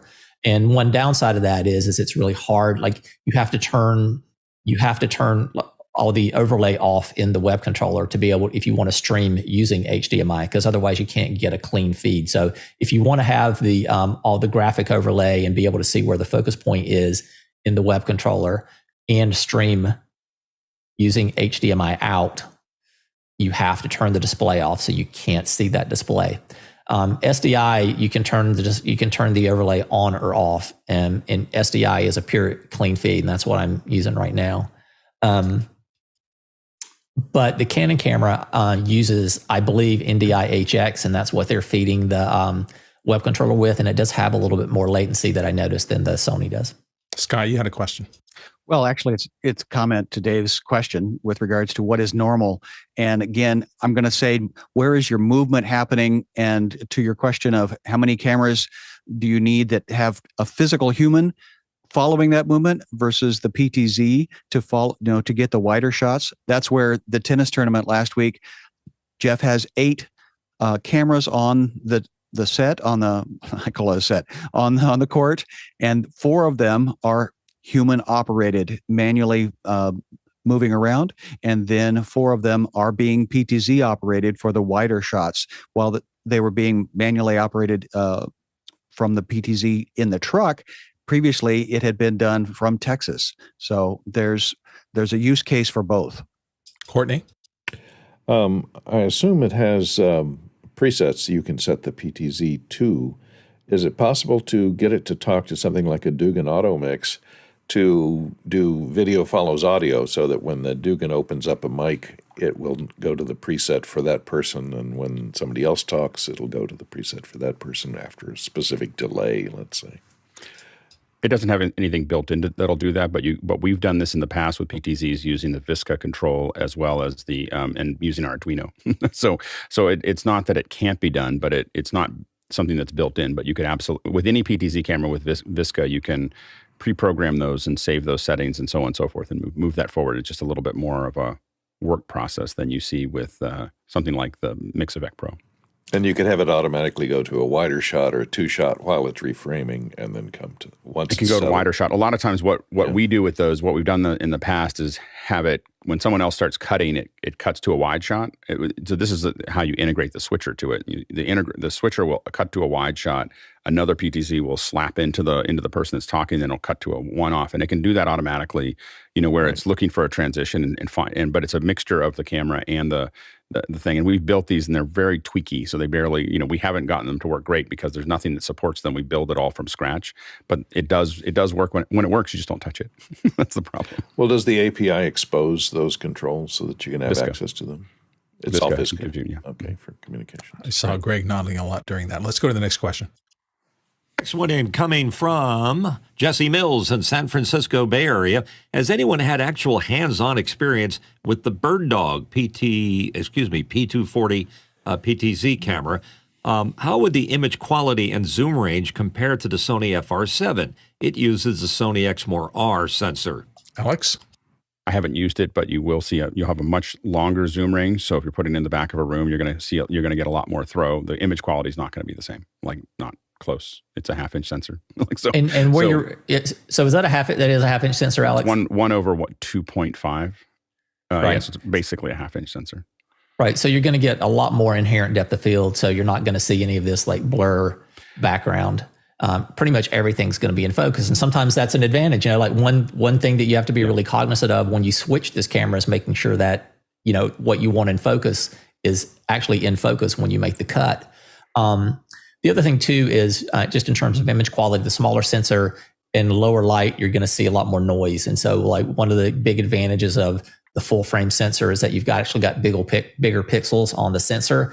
This is the same internals as a Sony A7S III. Again, I said it's an FX6 internals, which uses the same sensor as the A7S III. And everybody knows that the A7S III is probably one of the best low light cameras that's ever been made. So this camera is going to have tremendous low light capability. The BirdDog probably not so much, again, because of a function of the smaller sensor size and the smaller pixels on the sensor as well. Yeah, Greg, in those images you were showing, was that room light, or did you bring in additional lighting to get those? There's some stage lighting. It was fairly bright. I actually had on that event, I actually had to dial in a 1/4 ND on the 1.8 and the 1.4 lenses. Interesting. Alex, you had thought? Yeah, what I was going to say is that the reason we're spending so much time on this is because this is at medium to high end events that you can get the cameras a little bit closer. I really believe this is going to take over. It's not. I don't spend that much attention, and as everybody knows, I probably own. I mean, between O90 and myself, we probably own 20 Blackmagic cameras. But this is a place this is just a market that I think that we haven't seen before.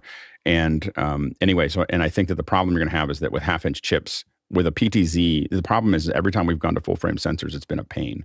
So we haven't been able to use full frame sensors at any price in a real great way because all that integration wasn't there. And now that it is, I think that a lot of the smaller frame, sensors are going to have a hard time. They'll still be used in industrial, low end corporate, but I think they're going to have a hard time dealing with the how. You look at what Greg's showing. If people don't move to Super 35 or higher on these things, they're going to have a hard time competing with people who do.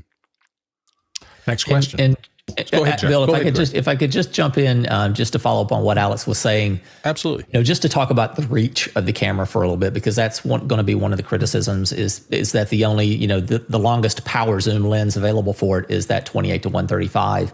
So the camera will take any E-mount lens that's available. So any lens from the Sony E-mount line will fit on this camera. And so I could put a 70 to 200 2.8 lens on this camera with a 2x extender. And that's actually the longest lens that you can use on the camera and still get pan tilt.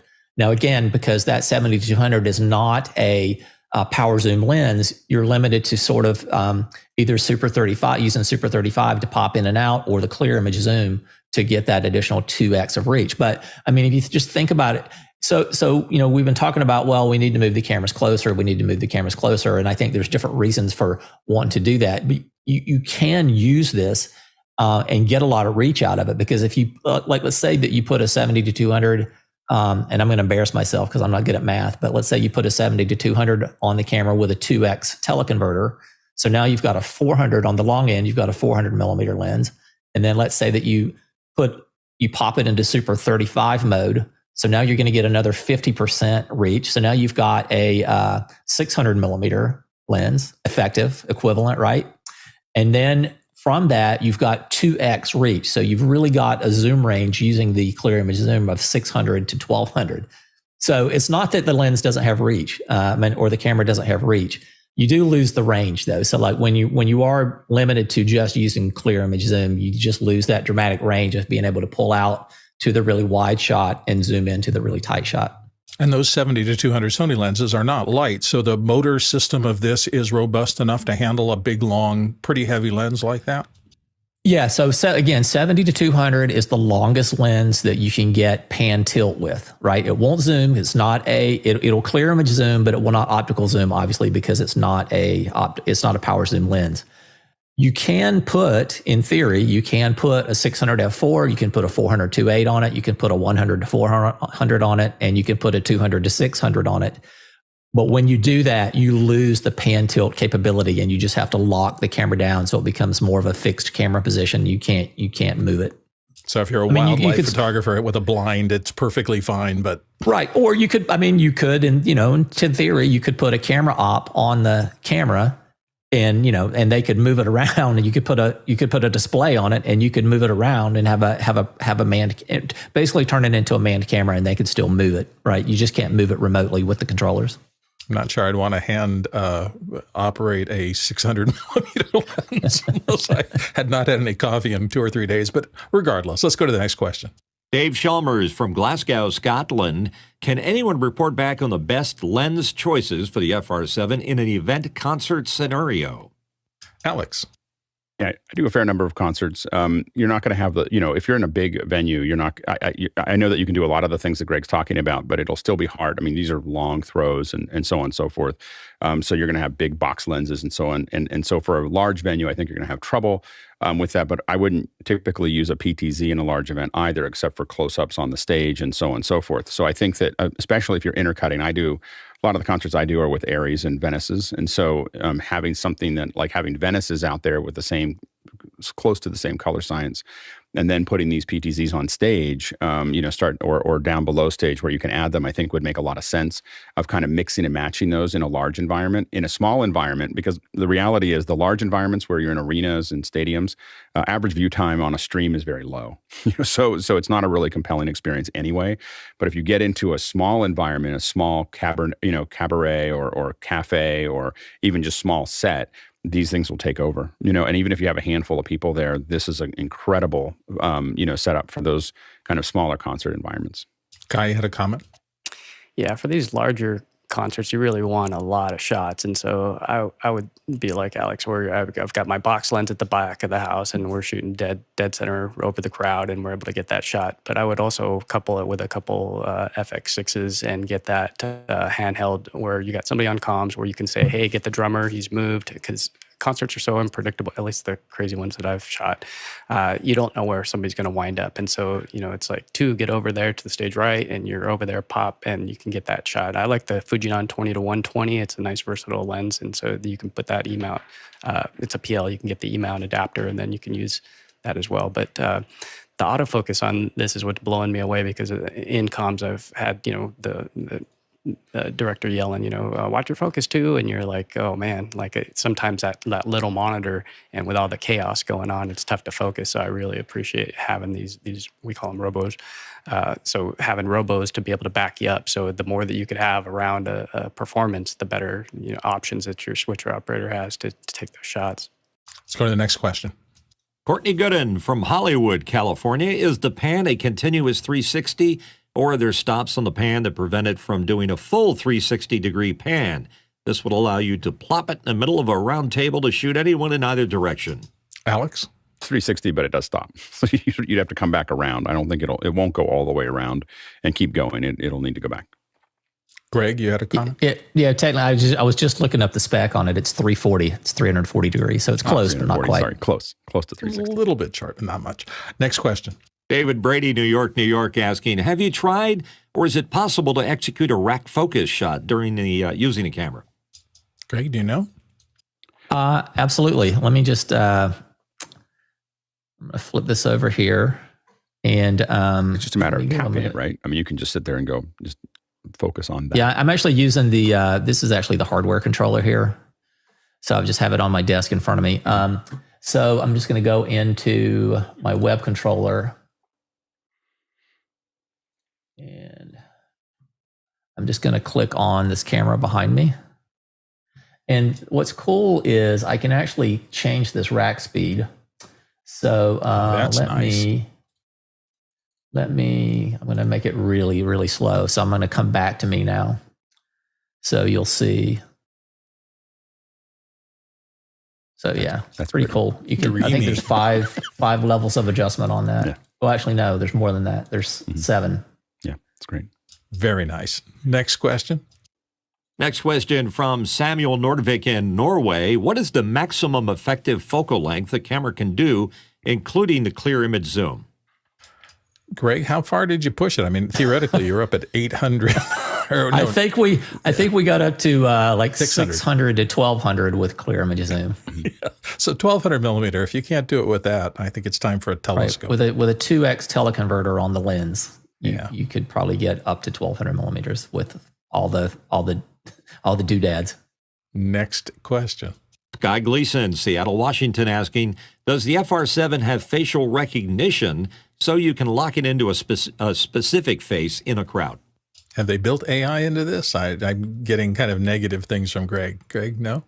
Not that I know of. Not that I don't even know if that's on the radar, but again, NAB's coming up, so let's see. I've got my fingers crossed. There's going to be some announcements there. I don't know if anything's coming, but I'm hoping that we're going to see some upgrades. I mean, there are a few things that the camera needs. I mean, we're talking about like one of the frustrations that I have with the camera is that the minimum zoom speed on the camera is nowhere near the minimum zoom speed on the pan tilt. So like right now, just make sure. So this is the slowest zoom speed that I can use on the camera, right? And I think that that's actually a little bit too fast, because if I go over to like the lowest pan tilt speed, and now I start to like try to actually move the lens and remove the camera and zoom, like the zoom just outruns the movement of the camera, right? So I would like to see them slow the add a little. Yeah, I'd like to see them slow the zoom speed down, right, yeah, to more closely match the speed of the pan tilt, because I find that that's a little like it's really hard to do. Like I'd like to be able to like do the really wide shot and then do the kind of slow zoom in, and it's just really hard to get things to match because the zoom speed is so much faster than the pan tilt. Nice. Next question.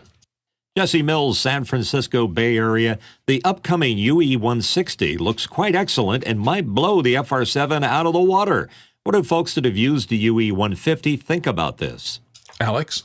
I've built UE150 kits and owned a couple in the past, and so I think for long throws, you want to put it in the back of a room and throw it long. I think that the 160 is going to do better.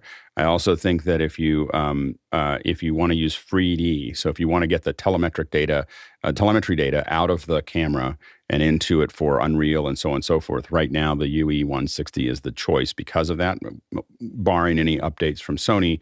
Those are there. Outside of that, if I'm doing the kind of events that I use PTZs for most of the time, I don't think that the UE160 will be competitive with the FR7. Next question. Sky Gleason. Yeah.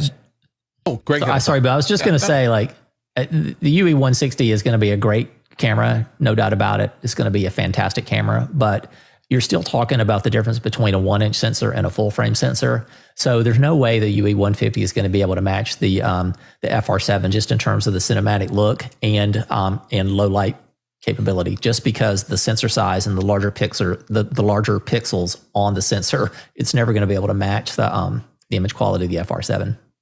There you go.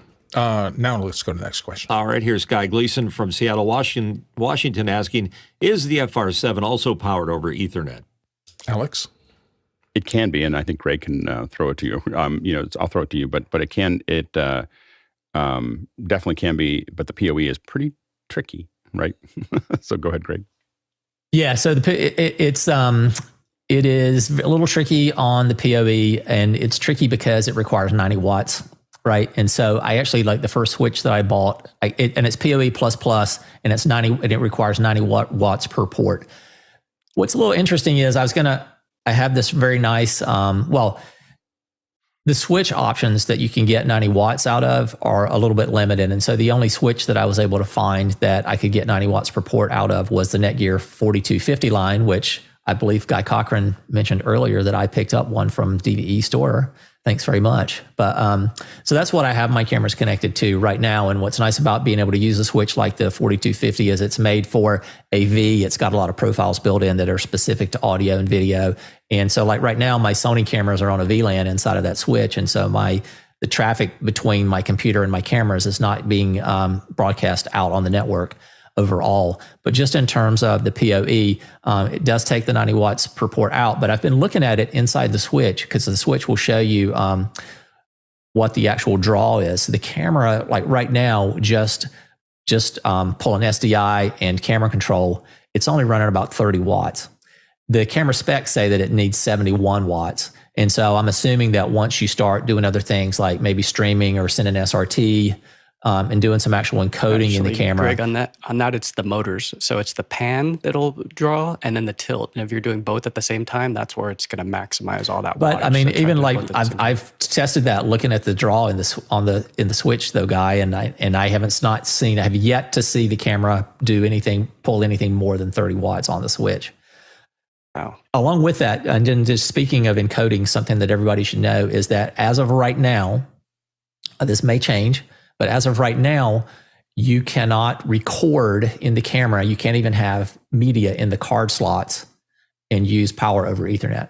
So if you are intending to record in the camera, you're going to have to plug the AC adapter in. Important information to understand. Next question. Paul Wallace in Austin, Texas, asking, what is the price and availability of the Sony FR7, and what is the price and availability of lenses for it? Greg, do you know the market? Have you been looking out there since you bought it? Let's see. I believe the camera itself, the body is, I believe, $96.99. They also sell it as a bundle with the 28 to 135 lens, which I think is about $12,199. And as far as I've seen, there's plenty of availability on them. After the initial launch, they were a little bit in short supply, but I've pretty much seen. I think B&H has a pretty good stock of them, so they're pretty easy to get. And again, you don't have to go with the 28 to 135. It's the advantage of it is it's the only power zoom or the longest power zoom that you can get. You can put any Sony E-mount lens on it. So, and along with that, so any of the third parties like Sigma or Tamron that make E-mount lenses for Sony cameras, you could use those lenses as well. Alex, you had a thought? Yeah, I would probably start with the 28 to 135 because of that powered lens. It's the most like this is a PTZ camera that you get when you put it on, and then I would start adding lenses to it. So if I got this, I would probably have this one so that I know I can zoom in and out and move around. But I'd probably buy a really fast 50 to fill in if I was using it the way I'm using it now. Next question. Henry Ramos from Yonkers, New York, with Sony stock colors set up a little cooler than most prefer. Have you made permanent adjustments? And are you able to mix FR7 with BRC line colorwise as well? Alex? It won't naturally match with the BRC. I haven't made any adjustments. I'm using the stock, like this is what the camera comes out as. But you can load LUTs into it, so you could obviously take the output of this, take it into Resolve, make it look the way you want it to, or talk to Charles Klein about that, and then have it come back, load it into the camera, and then it'll look the way it's going to look. So you could definitely match it. You're going to end up matching the FR7 with the BRC because the BRC, I've owned a lot of BRCs, and they have very limited color control. So you're going to end up getting them the way you want them to look, and then match the FR7 because with the LUTs and everything else, you're going to have a lot more flexibility with the FR7 than you will with the BRCs. Next question. Bill Hops from San Jose, California, asking, is going in and out of Super 35 mode and clear image zoom as simple as hitting a button on the web controller? Any delays? Greg or Alex, do you know? Yeah, so I can address that real quick. So now you're seeing my web controller right here, and you'll see at the bottom of the screen right here, this is the Super 35. They make it really convenient, and it's just a button press, right? Now, let me just say too, one thing about being able to pop in and out of Super 35 mode. If you are recording in the camera, you cannot do this. So you have to choose whether you're going to stay in full frame mode or whether you're going to be in Super 35 mode before you start recording. You can stop recording and switch in and out if you want to, and you can actually, as you can see, you can actually control recording right here in the web controller. So if you really needed the extra reach of Super 35, you could stop your recording, pop it into Super 35. Just remember to start it back up again after you do that. And then the clear image zoom, let me go back to here. So it's just a matter of, pulling the controller. You do have to enable it in the back end. So you do have to go into the camera menu and turn on clear image zoom. And then it's really simple to use. One disadvantage of clear image zoom, and this is kind of a big one, and this is another one of those things that I expect is going to change at some point down the road.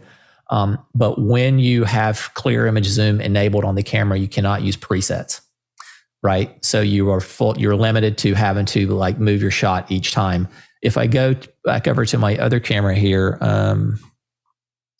this is the 28 to 135. I have some presets set up on here. So I thought I did. Let's see.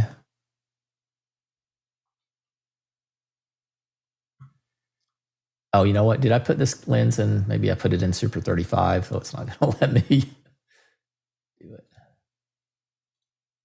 No.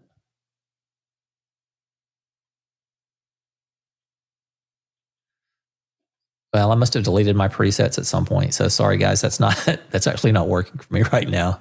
That's okay. Let's go on to the next question. Coming in from Paul Wallace in Austin, Texas. Compare the Insta360 Link webcam with the Sony FR7 as a webcam. Alex? The Link's a lot less expensive and it's much smaller. It's a really useful one. That's the only difference, right? I love the Link. I will say I love the Link. I have 4 of them. I use them all the time. And I think that actually Greg is going to actually show you a side-by-side between those two. He was prepared. Oh my gosh. Greg, take it. Well, let's see. Here is a side-by-side. So the left side is my Insta-Link camera, and right here is my Sony camera. And I can pull that Insta-Link up. Yeah, it's not. That's Insta-Link. The Insta-Link is great. It's just not the same. Like it's an entirely, that's like asking how a Yugo will compare to a Ferrari. I can see everything in your studio. Yeah. Exactly. Yeah. All right, let's move to the next question. Henry Ramos in Yonkers, New York, asking, using auto exposure as well, assuming the zoomed in close shots need to open iris a bit more. How does the auto iris work on this, Greg? So I'm not using auto iris. This is manual exposure, and this lens is a fixed aperture lens, and the 28-135 is an f4 fixed aperture, not fixed aperture, but a continuous aperture. So like the Canon camera, when I zoom that camera in and out, at the wide end, it's 2.8, and at the long end, it's 4.5. This lens is 1.2. Again, this lens is 1.2. This is a prime lens. So the zoom that I'm using in it is a digital zoom, albeit as Sony calls it, a lossless digital zoom. But the 28-135, that is an f4 lens, and it's f4 all the way through, so the exposure doesn't change. With all this low light sensitivity, do you find you don't need to be really obsessive about really fast glass for this, or are you still using it because of that depth of field? You don't. And one thing about this camera is that it does have dual ISOs. So I think it's got a base ISO of about 800, and then it's got a high ISO of about 12.8. That's a native ISO. So what's kind of funny is like as you bump up the gain from the low base, you sort of degrade the image quality slightly. It's really like you really have to pay attention to notice that there's any difference. And then all of a sudden you go into the high gain mode, and then it just looks phenomenal again. So yeah, having dual native ISOs really makes a big difference in the camera. Let's go to the next question. Bill Hops in San Jose, California. Bill asks, with a digital first event approaching and a small in-room audience, do you ever use a wide establishing shot or capture in-room Q&A? I'm assuming the PTZs will be in those shots. Alex? Typically, we capture those a lot, the wide establishing shot, but you only need the wide establishing shot typically to, we can show the crowd if we want to, but a lot of times the wide one is really of the panel. And it's fine if you're doing a really wide and you're showing it. If you see wides on most shows, you'll see cameras that are there. And you can, the interesting thing is the PTZs have a lot less seat kills. So putting PTZs into the crowd actually blends more into the situation than people, because if I put a person in, I'm putting them on a riser, I'm separating them from the camera, I'm standing them up. There's a whole bunch of things there that's gonna kill 15, 20 seats behind them, where I don't have that problem when I'm using PTZs. I'm not gonna, so typically, and then we put the PTZs on, what we do is typically put PTZs on either side of the stage to come back to the audience, so that we can grab folks, and that's a lot less trouble than people. Because again, it's less of a distraction for the audience. It's low, and if it's dark in front of something dark, it kind of just fades into the background. Next question. Bill Hops from San Jose, California, back again with a question. Does pan and tilt movement work at the same time for a diagonal movement? That's probably a great question. Yep, sure does. So yeah, well, hang on, I'm on the wrong camera here on my controller. So yeah, so I can move this any way around I want to move it. Nice. Very nice. Get myself back in focus now. Greg, this has been an exceptional hour. Thank you so much. I think that Greg might have had a couple clips. We can go a little over. I mean, this is probably the last time we'll have this this year. I think I want to make sure we fully cover it. Greg, did you have a couple? I think you had a couple things to show there. Yes, I kind of had it queued to follow up with the stills that I showed. So this is kind of the video from that angle that I showed with the 135 1.8. Mm-hmm. Yeah, and you can see it looks different when it's moving. You don't notice the things that are out of focus, but it still looks much more present. You know, like it just looks much more like a film. Yep, absolutely. And then so Bill was asking about a wide shot. So actually, this is a 135 1.8 as well. There's the wide shot. So that's sort of this is the 16 to 35 power zoom here. And you can really see how close they are to the background. It's just horrible. Yeah.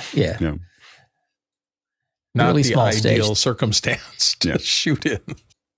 But yeah, you can see this is the woman on the end of the panel here. And then next shot over is kind of that really tight shot from the side. She doesn't look like she has much coming from that side of her face, and yet still that exposure is beautiful, and she looks great. Yep, and I had just a very subtle movement there because I just cleaned the framing up on it a little bit. And I think that the thing to point out is that the short depth of field is even more important in an environment like this when everyone's backed up against something or you're in a smaller space, because it makes everything look bigger than it would in a smaller sensor. This is why we moved to Super 35s when we did a studio in DC, was specifically to solve that problem, was to make everything look bigger than it actually is. This is the 135. This is the 28 to 135 that I had on the other side of the stage. So this is an F4. Back to that. That just shows just the really nice fall off of the lens. That's 1.8 all the way down. Yeah. And you can see like the lady is turning her head a little bit. I'm going to just pull that back. She has her head turned a little bit away from the camera, and then the eye tracking, it doesn't, even when she turns her head almost away from the camera doesn't lose focus on her. It's very impressive. And this is probably a fairly tight, clear image zoom shot here. Still separating it when she's like a foot away from the background, which is, again, the thing that I pay a lot of attention to. So. Then this is the 135 1.8, but it's the furthest away from the camera. How many degrees out on either side are those cameras? Oh, they're roughly 30, 45, somewhere in between. This is the 28 to 135, again, from the left side. So it still has some nice short depth to it. It's just not as shallow as the 135 1.8. And then I wanted to show this little clip here at the end here. This is the part where the lady was talking quite a lot and she was moving her hands in front of her face frequently, and the camera never lost focus on her. And again, this is at 1.4 with an 85 millimeter lens. And so just being able to hold the focus, that shallow depth at 1.4 with the movement across the face, I think is pretty amazing. And again, as someone I've done hundreds of these, and this is really hard to do. Like what you show by yourself, and to have that kind of, usually when you're a one person show, you are really going to be at a disadvantage of not being able to have the best look because you're just trying to do the best you can with all those cameras that are either locked off or they're PTZs with smaller sensors. And again, I think this is going to, the reason we're spending so much time on it, we wanted to come back to it, was after I saw what Greg was working on. And we had covered this a little earlier, but when I saw what Greg was working on and I saw some of these clips specifically from this show, I was like, people need to understand that this is a big deal. Like, this is going to change the way we do a lot of these types of events. I wanted to show too, just if you look really closely on the transition of this shot here, you'll see that when it transitions, that the gentleman talking is not in tack focus. Mm-hmm. Let's see how far. I hope I didn't scroll it back too far. There. Oh, no, I did. I missed it. Should maybe the next cut. Right there. So let me just back that up just a tiny bit. It's hard. I'm in vMix here, so it's really hard to scrub in vMix. So when it cuts to the next shot, he's initially out of focus, and then it'll grab really quick. It'll detect the movement. So I don't know if you could see it because it's so fast, but actually there's a little bit of roll. So it rolled a little bit right there. That's the only place I've seen the focus roll on it. I'm not sure that hurts it. Like it kind of has that kind of filmy kind of, I'm going to go out for a second and come back in. It's not, like, because it recovers so quickly. I'm not sure that's necessarily, we get paid to do that at times, you know. And for certainly if he's shots. an engaging speaker, that will not stop the audience for one iota. They'll stick right with his story. So that's it's great. Greg, thank you so much. This has been really illuminating for a lot of us. You did a fabulous job, you and Alex, of cluing us in to this new technology that is coming. We're really excited to have. I hope we see you again as often as possible. That pretty much takes care of the show for today. Don't forget, tomorrow's show is going to be equally exciting. Larry O'Connor from OWC is going to be on the panel. So if you are a fan of OWC, and many of us on the panel are quite big fans of OWC and have the canceled checks to prove it, that'll be an exciting show. Sunday, of course, is Saturday and Sunday are the weekend shows. We have to say some thank yous to all of the people who show up and do this every day, all the panelists, everybody who's watching the show, everybody who's contributing to the show, the incredible behind-the-scenes crew we have who put in countless hours back there making this process possible for everybody. Thank you all very much. Remember, After Hours is always open for your questions or comments 24/7, and we will be back tomorrow. So thank you for watching Office Hours.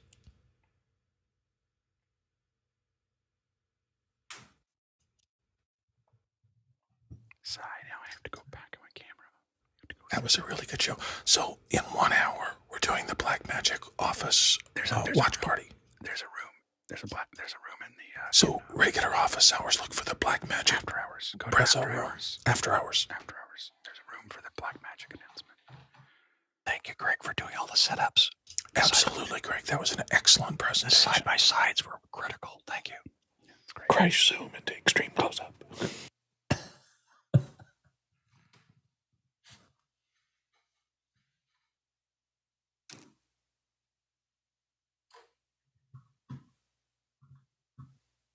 I think I may have seen enough of your pores, though. Just saying. Go bug Chris Fenwick on the Ripple training until Blackmagic starts. Great show, everybody. Thank you. Thanks, Greg. Thanks, guys. Thank you. Good to see you. Thanks, Bill. Great job, buddy. Getting there, learning the process.